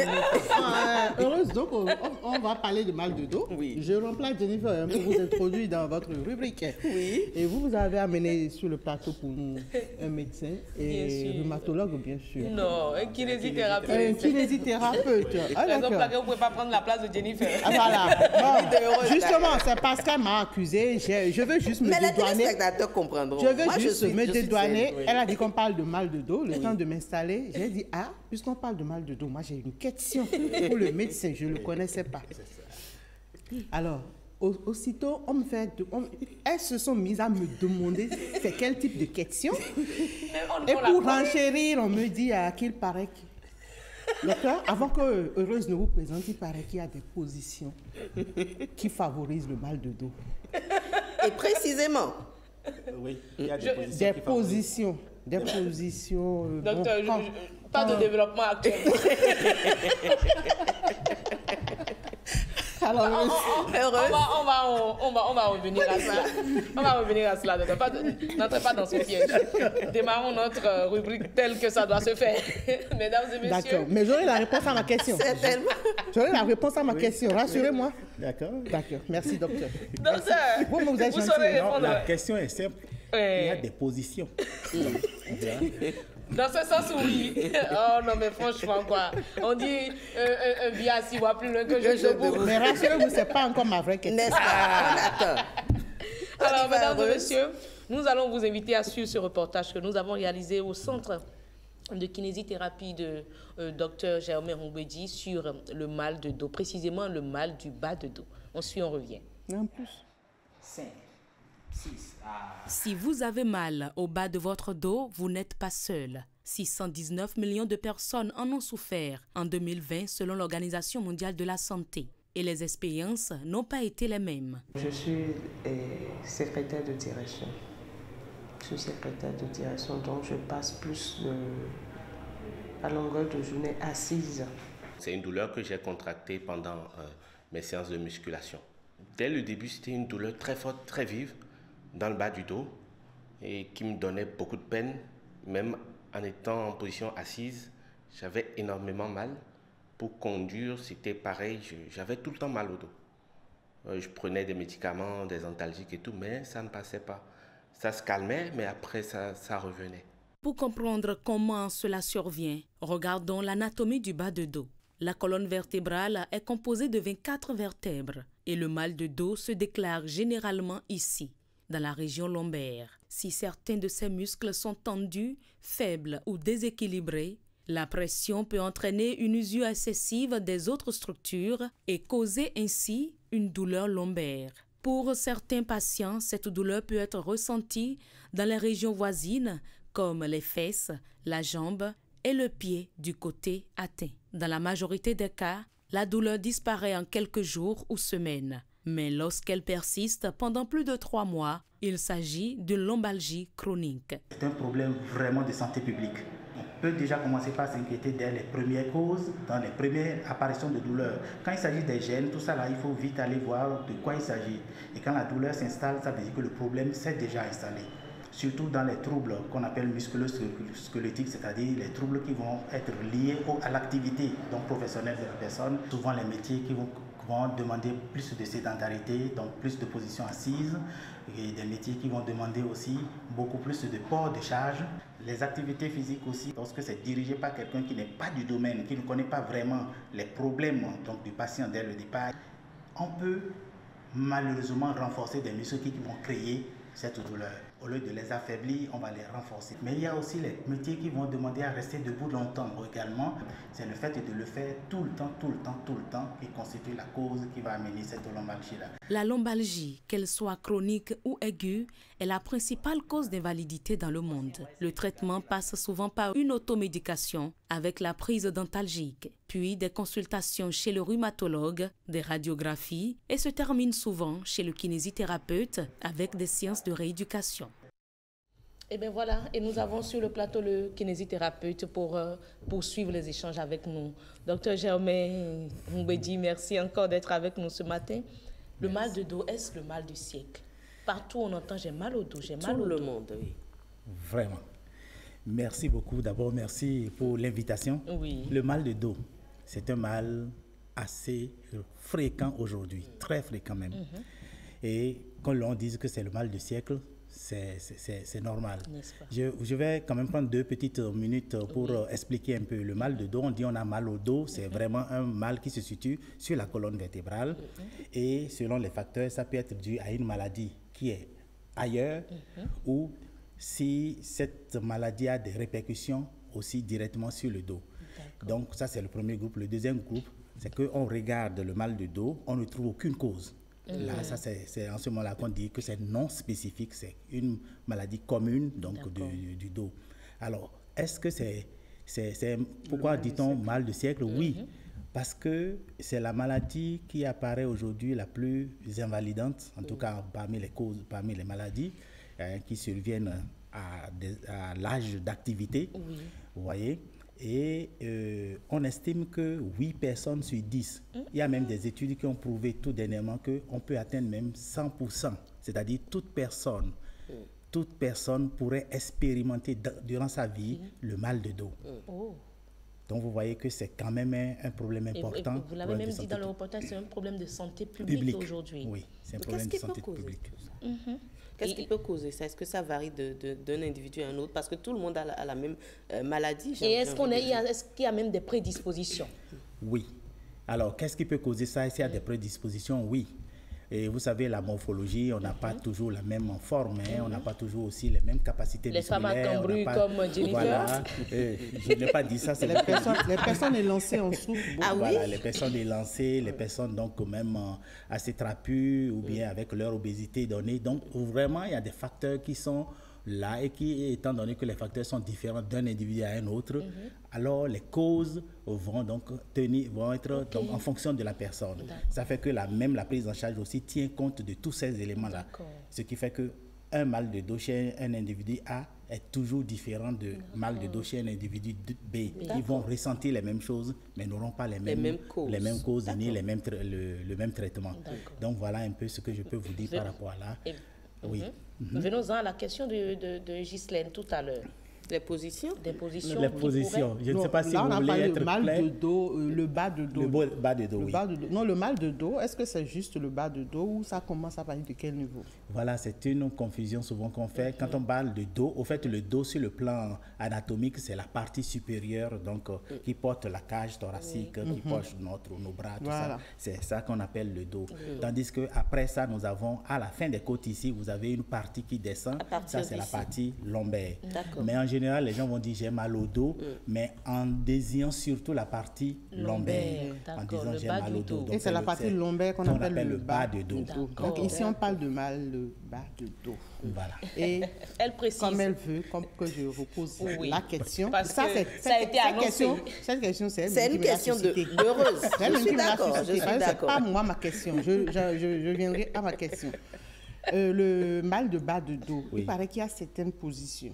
On se comprend, on est adulte, qui favorisent ça. Oui, certaines positions. Position gynécologique. Bon. Oui. Et je cite heureuse dans l'intimité. Je la cite. Ah là, je comprends. Je cite heureuse. Mais voilà. Bon, il y a des paraît. Est-ce que c'est réel? Les trucs. Évidemment. Oui, j'ai souvent refusé de répondre en direct à cette question. Mais voilà que nous, on est là pour éclairer. Vous me reposez cette question, c'est vrai, on est là pour éclairer les gens. Il y a des positions. Vous savez que si on est dans cet acte donc, qui est physiologique et qui est un besoin normal. En intimité avec sa partenaire ou son partenaire, donc c'est normal. Donc c'est normal. Le niveau d'excitation fait qu'il y a certains gestes qu'on ne contrôle pas. Donc on ne peut pas maîtriser pendant l'excitation. Surtout quand on est à quoi des positions, des acrobaties. Oui, bon, pour faire clair, ils disent souvent que celles qui donnent souvent le dos... Puisqu'on parle de dos, puisqu'on parle de dos, qui en souffrent le plus souvent, est-ce que ça peut être vérifié? Ça peut être justifié? C'est justifié lorsque la façon de donner le dos n'est pas correcte. Il y en a qui vont rester debout et qui vont s'affaisser, donc s'abaisser pour donner le derrière, donc le dos. En ce moment-là, il n'y a pas de support du dos. Vous savez que le dos va être alors comme un porte-à-faux par rapport à la position donc, des membres inférieurs. Et il y a une charge, le corps humain, donc la partie thoracique, elle pèse également. Et ça pèsera sur une seule partie donc, de ce corps-là, c'est la charnière lombo-sacrée, c'est-à-dire entre la dernière vertèbre donc lombaire et le sacrum. C'est là que vous allez ressentir donc, les douleurs. Or, en activité donc, intime, dans cette position-là, on ne le ressentira pas tout de suite, puisque l'excitation étant élevée, il y a beaucoup d'hormones, donc de joie, etc. Donc, c'est après qu'à la fin, on se dit, oh là, elle veut se redresser, et puis c'est difficile. Oh là là. Donc, il faut après la joie, on se retrouve à ne plus pouvoir se redresser. Et le mal, est-ce que tu es la seule à vivre la douleur? Pour le faire, il faut avoir un plan devant soi. D'accord. Demander à la femme de mettre sa main sur le plan pour pouvoir décharger le corps, donc son tronc sur le plan. Ou vraiment, si c'est dans les cas extrêmes, parce que j'ai appris certaines choses des femmes, un couple m'a dit même à la cuisine. Donc, partout où le besoin se fait sentir. Oui, je les ai eus, je les ai soignés, donc c'est bon. Donc, il faut au moins que la femme pose ses 2 mains sur ses genoux. D'accord. Là, ça va permettre de décharger. Voilà. Merci, docteur, d'avoir répondu Parce que c'est important. Honnêtement à la question. Et vous voyez, vous rigolez, vous avez failli me prendre pour quelqu'un qui n'est pas... Vous voyez, j'ai des amis téléspectateurs. Vous aviez raison. Merci. Moi, ma question, on parle de douleur, de mal de dos, et ma question glisse aussi sur la question que heureusement a suscité. Alors, quand ce mal de dos, est-ce qu'on peut le ressentir jusqu'à la partie génitale? D'accord. Ça, c'est vraiment une question. Ça, c'est une irradiation. Partie génitale, c'est souvent très rare. Ça veut dire que vraiment, il y a une compression d'un nerf. En l'occurrence, le nerf sciatique, qui est le plus gros nerf à l'intérieur donc, du bassin. Vous savez que ça passe à l'intérieur du bassin et ça peut être comprimé par un muscle qu'on appelle le muscle piriforme ou pyramidal pour ceux qui l'ont étudié il y a longtemps. Donc, c'est un tout petit muscle, mais le nerf passe à l'intérieur. Parfois, ça peut être comprimé parce que le muscle est dans une situation de contracture ou bien d'irritation donnée. Et ça réduit donc les influx, le passage des influx, et en ce moment-là, l'irradiation peut arriver au niveau de tout le bassin, au niveau de tout le bas, et c'est en ce moment-là qu'on pense que c'est vraiment au niveau de l'organe. Ça existe.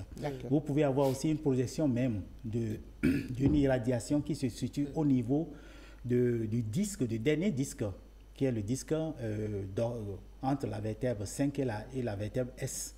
Donc, le dernier disque, s'il est abîmé, s'il y a une hernie ou bien en tout cas une réduction de son épaisseur, ça peut comprimer un peu la zone, réduire le foramen, réduire la zone où passe le nerf et créer des irradiations qui peuvent aller aussi vers l'organe sexuel. Donc, ce n'est pas impossible. C'est pas impossible. Est-ce que la conséquence peut être l'impuissance ou le manque d'envie sexuelle chez l'homme ou la femme? Ça ramène à quelque chose. Je pose la question, il ne faut pas qu'on pense que j'ai l'esprit tordu. J'ai un ami qui souffre de mal de dos et la dernière fois, on rigolait, il était dans sa douleur, il souffre de mal de dos régulier, chronique en fait. Donc, il était dans sa douleur, on aime beaucoup blaguer et tout ça. Et il dit, est-ce qu'on sait que sa première crainte, dès que la douleur survient, c'est de ne pas pouvoir entrer en érection. Donc son premier réflexe, dès que la douleur survient, qu'il suit un peu le traitement, c'est d'appeler sa femme pour vérifier si le truc marche toujours. Est-ce qu'il a raison d'avoir peur? Bon, c'est surtout la peur, c'est l'effet c'est l'impact psychologique de cette maladie. Donc il peut être rassuré. Il est rassuré, il faut qu'il soit rassuré que ce n'est pas la cause directe, c'est son impact donc, sur son mental. Parce que qu'est-ce qui se passe lorsque la douleur devient chronique? Parce qu'il y a beaucoup de facteurs qui vont amener à la chronicité.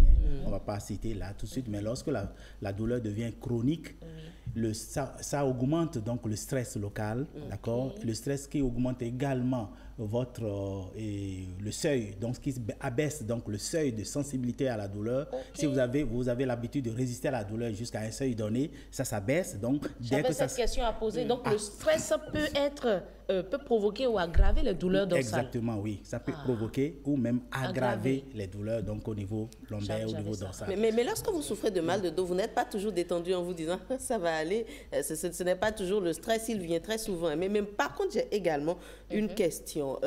Il y a des métiers, je dirais peut-être comme les coiffeuses, qui répètent à longueur de journée « j'ai mal au dos, j'ai mal au dos ». Je ne sais pas si vous avez fait le constat quand elles sont derrière en train de dire « j'ai mal au dos, j'ai mal au dos ». Est-ce que le fait de rester debout avec elles, par exemple, peut être un facteur? C'est un facteur. Là, on peut aborder rapidement les postures. Ce sont les mauvaises postures. On peut rester debout, changer de posture et ne pas avoir très tôt mal au dos. Mais en général, ces dames, donc, dans leur métier, vont rester debout toute la journée et dans la même position, dans la même posture debout, et ce qui va créer donc une surcharge, donc une compression, une surcharge par rapport à la capacité de résistance des structures au niveau de la colonne vertébrale. Donc, qu'est-ce qu'il faut faire? On utilise les fentes. Bon, qu'est-ce qu'on appelle fente? Alors, les fentes, c'est lorsqu'on écarte les jambes. D'accord. On peut écarter les jambes soit en latéral, ça veut dire que vous écartez en latéral les jambes, ça c'est une fente donc latérale, ou bien vous posez une en avant et une en arrière, et là vous avez fente avant. Et vous pouvez, dans les fentes en avant, donc vous pouvez avoir aussi une flexion du genou postérieur, c'est-à-dire en ce moment-là, ça vous permet de vous reposer, ou alors une flexion donc du genou antérieur, ça vous permet aussi de vous reposer par l'avant. Donc on a ces jeux-là. Malheureusement, on a cherché des images, franchement, pour le docteur était tellement dynamique en la matière, mais on n'a pas pu. Mais très rapidement, pour terminer, Jennifer, qui me fait de grands signes, quels sont les gestes pour en guérir, des conseils pour vivre avec la douleur lorsque ça devient chronique? Lorsque ça devient chronique, la première des choses, c'est qu'il ne faut pas avoir peur de ça. D'accord. Il ne faut pas avoir peur parce que la peur va l'augmenter, va vous mettre dans un cercle vicieux où toute chose va vous paraître difficile. Non, ça c'est la première des choses. Et quand ça paraît difficile, on ne fait pas, et quand on ne fait pas, on l'aggrave, et puis ainsi de suite. Donc la première des choses, c'est de maintenir une activité physique, et de maintenir une tête assez sereine. Pas question donc d'avoir peur de ça. L'autre chose, c'est qu'il faut avoir une activité physique, donc minimum de temps à passer en activité physique tous les jours ou dans la semaine. Minimum combien de temps? Minimum, c'est l'OMS prévoit 150 minutes, mais si vous 150 minutes dans la semaine, donc je veux dire, et donc dans la journée, si vous pouvez faire 30 minutes de marche. D'accord. On le dit, mais on n'a pas forcément le temps. On essaie, mais où est-ce qu'on peut calculer tous les déplacements? Voilà. Non, pas les déplacements. Dans le cadre professionnel, ça ne fait pas partie de l'activité physique. D'accord. On va faire une activité physique. Et puis après ça, il faut savoir s'étirer. Vous allez voir que les enfants, quand vous avez ceux qui ont déjà eu des bébés à la naissance, quand l'enfant le matin, donc quand l'enfant, qu'est-ce qu'il fait? Il s'étire. Et il prend tout son temps pour s'étirer en plus. Mais nous, quand on devient adulte, on ne s'étire plus. Donc il faut s'étirer. Et même les animaux domestiques aussi le font. Regardez combien de fois le chat s'étire dans la journée. Bien sûr. Il faut s'étirer. Donc, comment on fait les étirements? Parce qu'il y a notre chef d'édition qui s'y essaie de l'autre côté. On va peut-être l'accompagner. Comment on fait les étirements? Je limite, elle fait ça. Karamat, venez par ici. D'accord, je vois. On envoie les mains en l'air. Oui, vous pouvez envoyer les mains en l'air, s'étirer, grandir. Donc, vous voyez déjà le bien que ça nous fait. En le faisant, là, maintenant, vous rentrez votre ventre et vous poussez vraiment droit vers le ciel. Vous rentrez votre ventre et vous poussez. Vous allez voir, en rentrant le ventre, vous allez sentir une pression au niveau de la colonne. Bien sûr. Moi, je la sens. Voilà. Donc, ça c'est s'étirer. On peut étirer alors aussi les muscles, donc les membres inférieurs et tout ça. En tout cas, merci. On a beaucoup appris en quelques mots. Je crois qu'on va refaire encore le programme pour revenir sur la prévention surtout. Sur la prévention, oui. Très parce que c'est mieux de prévenir que de guérir. Merci beaucoup, heureuse. On va donc accueillir Marvin qui va nous rejoindre et lancer la prochaine rubrique Bénin en mouvement.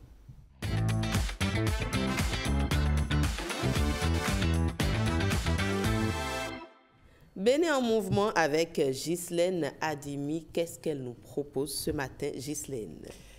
Merci Jennifer. Nous allons aborder un sujet très sérieux aujourd'hui.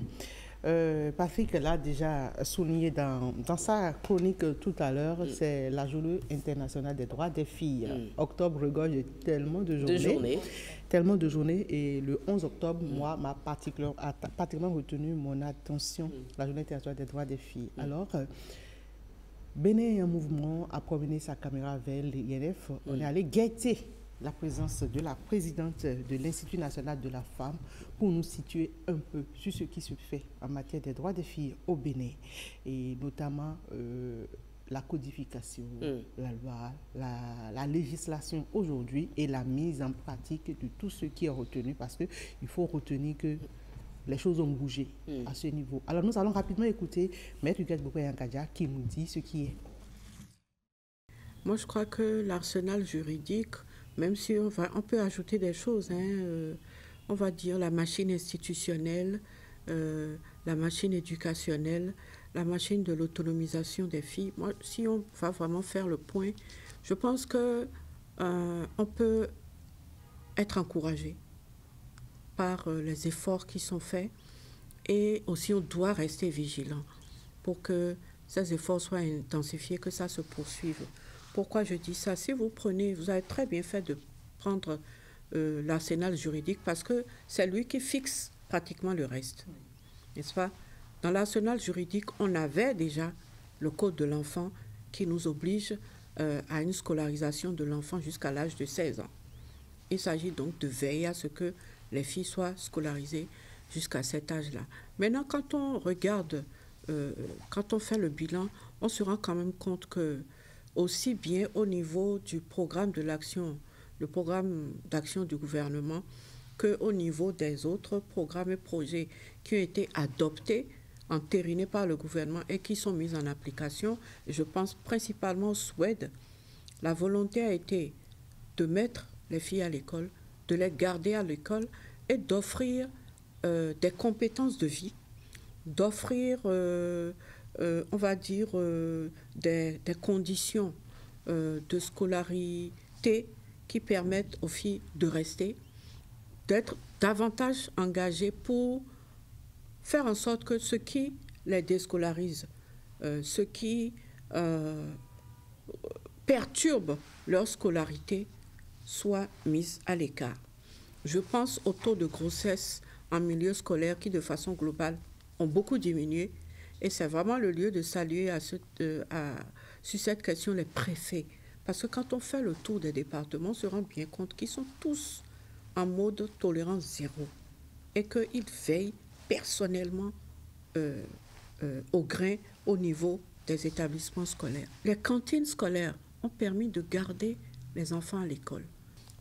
Beaucoup n'ont pas compris aussi l'importance qu'il y a eu dans le fait que le gouvernement se soit beaucoup engagé sur les campagnes concernant l'hygiène menstruelle. Parce que sans ces campagnes-là, on était dans une dynamique de, comment je vais dire, déscolarisation sur quelques jours, mais chaque mois. Ce qui est beaucoup. Quand vous prenez tous les mois de l'année, que vous enlevez 5-6 jours, pour beaucoup de filles, ça fait une scolarité perturbée. Le mariage précoce aussi a diminué. Et revenant à la question de la grossesse, quand ça arrive accidentellement, les filles qui sont en état de grossesse et les filles qui viennent d'accoucher, qui ont accouché récemment, restent à l'école. Toute chose qui n'était pas évidente avant. Donc, on se rend compte que on s'occupe davantage, de mieux en mieux, des filles à l'école et que les compétences de vie qui leur permettent aussi, parce que l'école, ce n'est pas seulement ce que les maîtres vous enseignent, ce que les enseignants vous enseignent. C'est aussi votre capacité à être libéré, autonome psychologiquement, émotionnellement, et à pouvoir, sur cette base, slalomer entre tous les dangers, les sollicitations sexuelles et autres. La question des kits scolaires qui ont été distribués dans le cadre du projet Suède, vous ne pouvez pas savoir quelle grande réponse ça apporte aux filles qui sont issues de familles économiquement et financièrement vulnérables. Ces kits-là ont permis à des filles de continuer d'aller à l'école, d'échapper aux arbitrages financiers qui sont faits au sein des familles et où on dit, bon, ben toi, de toute façon, vers 16 ans, il faudra quand même que tu te maries. Donc, j'élimine la dépense concernant ta scolarité, je donne la priorité au garçon qui, lui, va continuer.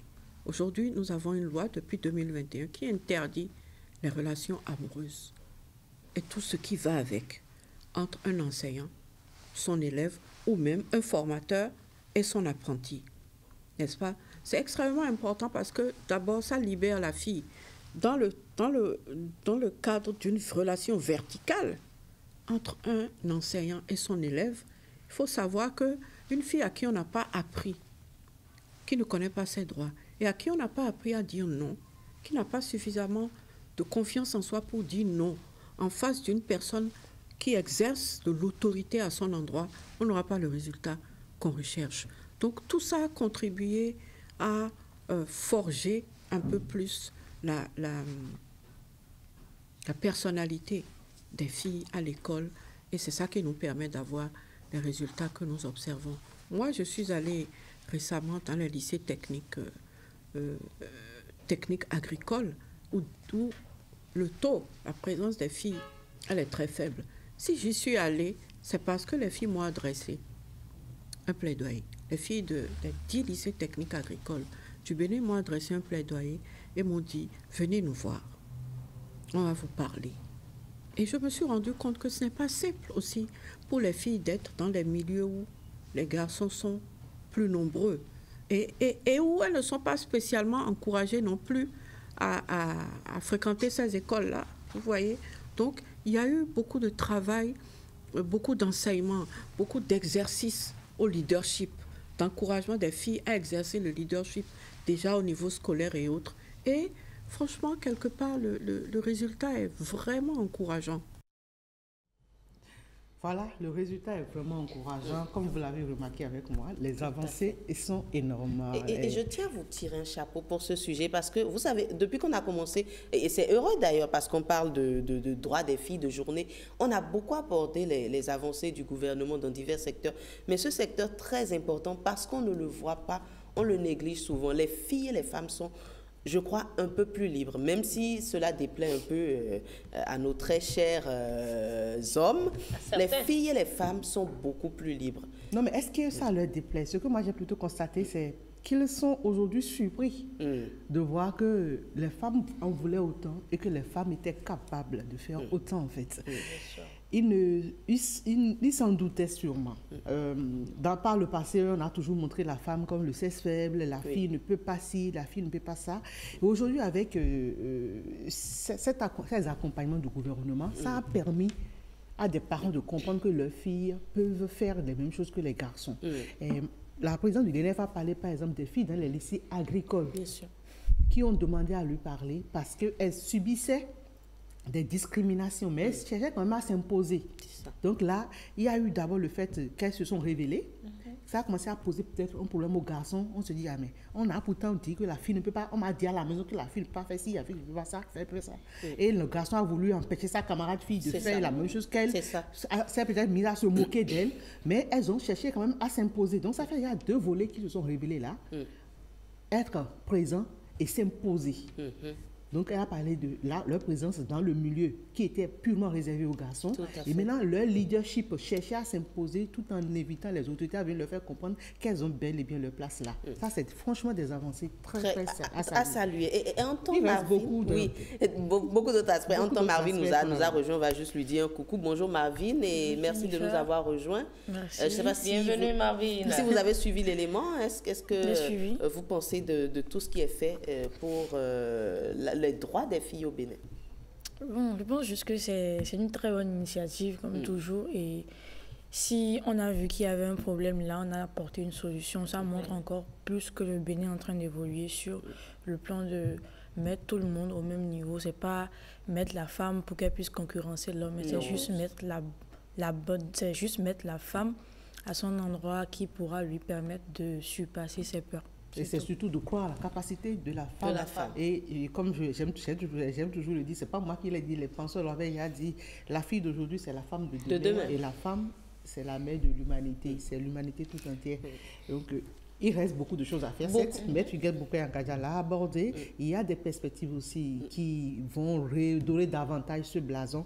Nous allons l'aborder demain. Avec le même plaisir. J'ai même envie de dire, j'ai hâte de découvrir tout ce que nous allons suivre demain et en discuter. On va à présent installer le plateau de Marvin, éducation aux médias.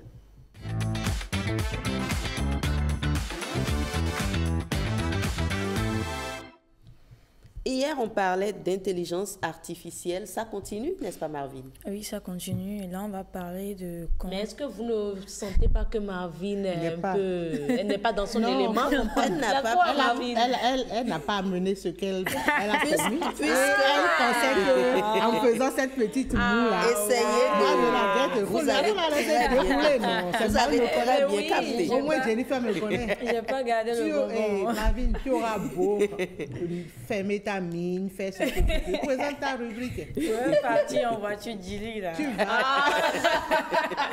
Pour la petite histoire, quand la dame de Japan Motors parlait de la voiture, elle disait qu'elle a même amené un modèle. Oui. Le temps que la dame dit pour montrer, elle dit, j'ai amené un modèle, elle a dit, ah. Elle pensait que c'était un cadeau. Voilà, désolée. Et c'est peut-être ça qui a fait aussi sa déception. Sa déception, malheureusement. Alors, on va y aller très rapidement. On va parler de l'IA, comment écrire à l'IA ou comment parler à l'IA sans se faire piéger. Alors, l'intelligence artificielle et les intelligences artificielles savent tout, sauf ce qu'on ne leur demande pas. Je l'ai dit hier, c'est nous qui les alimentons, nous leur donnons le carburant. Donc, il y a là un qui est le prompt de la nouvelle, la langue du savoir. Quand tu demandes à une IA, écris-moi un test, il va te sortir un test normalement. Mais quand tu lui dis, rédige-moi une chronique radio de 2 minutes avec prudence sur la notion de l'IA, n'importe quoi, là maintenant on a en fait un truc structuré. Parce que c'est pas la même chose, rédige-moi un test et rédige-moi une œuvre. Donc voilà. Ensuite, il y a les pièges de la confiance aveugle. L'IA peut inventer des sources. Et hier, il y a un étudiant de la FSS qui a dit que lui, il a rédigé sa thèse, il a utilisé l'IA pour retrouver des sources. L'IA ne donne pas forcément de véritables sources. L'IA peut inventer des sources. Donc, il faut faire attention. Et après, le minimum en fait, qu'on demande, c'est après qu'on ait à prendre les sources de l'IA, il faut vérifier si ces sources sont vraiment dans Google ou autre. Parce que l'IA invente tout ce que lui peut trouver. Après, il y a l'art du bon prompt. Parler à une IA, c'est un langage. Il faut savoir lui dire quoi et comment. Et j'ai fait une petite mise en scène là rapidement qui va permettre de voir comment, si j'avais écrit telle chose, comment ça allait me donner la réponse. Et si j'ai écrit avec un bon prompt, ce que ça fera. D'accord. Avec la complicité de la régie.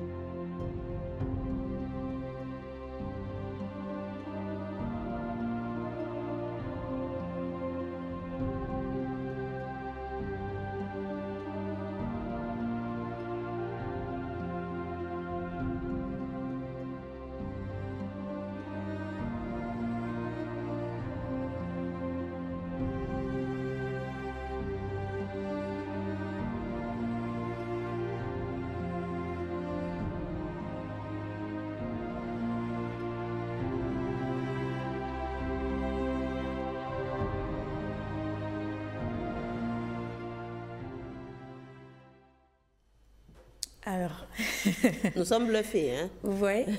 Lia ne nous avait pas habitués à autant de détails, j'ai envie de dire. Voilà, vous avez vu la première partie où je lui ai demandé que je voulais enregistrer une entreprise. Il m'a fait sortir tout.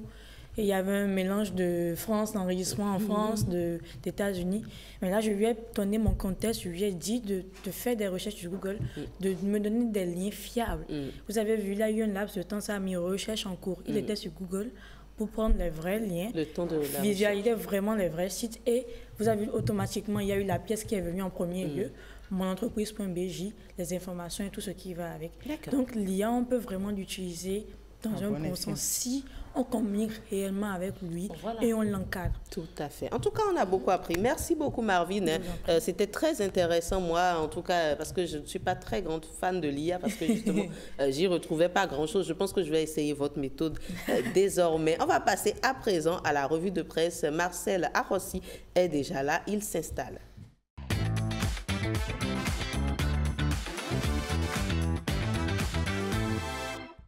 Bonjour Marcel, comment allez-vous? Vous êtes tout en couleur aujourd'hui. Ouais, j'ai choisi. Ah, cela vous va bien. N'est-ce pas? Merci. Merci, c'est très gentil. N'est-ce pas? Ah bon. Suivez mon regard. Alors, n'est-ce pas? Alors, Mondial 2026, Marcel, rêve brisé pour les Béninois. Bénin 4, Nigeria 4, autant pour moi. On aurait voulu Bénin 4, on aurait bien voulu. Nigeria 4, Bénin 0.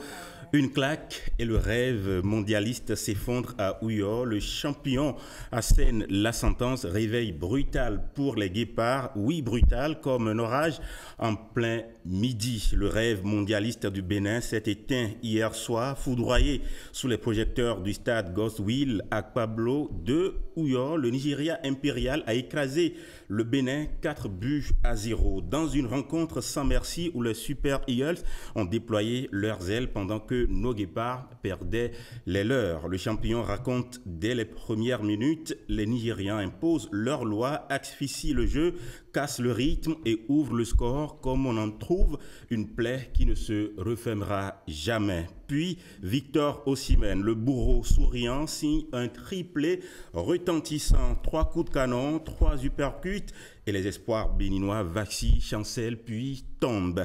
Samuel Chukwueze, lui, scelle le sort d'un match déjà plié, un 4e but comme point final sur un rêve inachevé. Et pourtant, rappelle le champion, le Bénin y croyait. Premier avant cette dernière journée, fort de sa victoire contre le Rwanda, le 11 de Gernot Rohr touchait du bout des doigts une qualification historique, mais le Nigeria, en mode rouleau compresseur, a brisé ce scénario. Le journal soupire entre les lignes. Ce match, présenté comme une finale, a viré finalement au cauchemar. Les guépards ont couru, tenté, résisté, mais chaque erreur a été punie. Chaque hésitation a coûté cher, mais très cher. Alors oui, le réveil est brutal, mais pas fatal. Le champion invite à la lucidité cette fois-ci. Ce revers doit être digéré, transformé, voire transcendé, car la jeunesse de cette équipe, sa solidarité et la vision de Gernot Rohr restent des fondations solides pour l'avenir. Le mondial 2026 se jouera sans le Bénin, d'accord, mais l'histoire du football béninois, elle continue de s'écrire avec de la sueur, de la rage et espérons-le bientôt des victoires qui comptent. Et la grosse actualité, c'est la course vers le fauteuil présidentiel. Ce matin, la presse nationale se penche sur l'un des moments les plus décisifs de la marche électorale du Bénin. Les jeux sont faits, les dossiers sont déposés, la Sénat referme ses portes sur 5 duos candidats à la magistrature suprême. Le matinal ouvre le bal et annonce le clap de fin de la phase d'enregistrement. 5 duos, 5 rêves présidentiels, 5 itinéraires vers l'histoire. Wadaï Talata pour la continuité, Ouinsavi Bello pour la relance, Rumpé Rouanou pour la 3e voie, Agbosaga Gansari pour la surprise et enfin Agbodjo Lodjou pour l'opposition déterminée. La Nation, quotidien de service public, met la loupe sur le duo Les Démocrates mené par Maître Renaud Agbodjo et son colistier Jude Lodjou. Le quotidien s'attarde sur une foule massée, raconte les chants, les applaudissements, l'animation l'animation, la ferveur. Nous ne décevrons pas le peuple béninois, promet Maître Renaud Agbodjo, la voix ferme, le regard déterminé. Et la nation retient ce souffle collectif, cette ferveur populaire qui entoure déjà une bataille politique où l'opposition se veut debout, digne et confiante. Puis, Gaskiani Info entre dans l'arène et dresse la carte du combat. Son titre claque comme un gant, Wadaï, Agbodjo et Humpé, le grand duel. Le journal trace les lignes du front politique et dépeint 3 visages du pouvoir à venir. Le duo de la continuité, Wadaï Kabitalata, le technocrate et la vice-présidente incarnant la stabilité et la maîtrise des chiffres, le duo du renouveau Agbodjo Lodjou, la jeunesse et l'alternance portée par le verbe et la conviction. Et enfin, le duo de la 3e voie, Humpé Huanou, la sagesse technocratique et l'ancrage citoyen, une alternative médiane entre les extrêmes. Gaskiani Info souligne que la vraie inconnue n'est pas tant politique qu'administrative, celle du récépissé définitif, suspendu comme une épée de Damoclès au-dessus de chaque dossier, car sans récépissé, point de course, sans course, point de victoire. Et ce dernier journal que je voudrais qu'on affiche, Fraternité notamment, Fraternité à l'écran, et puis on peut lire plaidoyer pour une économie inclusive. Le Conseil économique et social place l'ESS au cœur du débat national. C'était également l'autre grosse actualité. Nous n'avons pas beaucoup de temps, sinon je l'aurais développé. Merci à vous tous. Merci. Merci à vous, Marcel, pour la présentation. Nous sommes à la fin. Vous n'avez malheureusement plus le temps et c'est dommage. Donc, terminus, tout le monde descend. Mesdames, on se retrouve demain. Marcel, on se retrouve demain. Marvin, à demain, chers téléspectateurs, avec le même plaisir.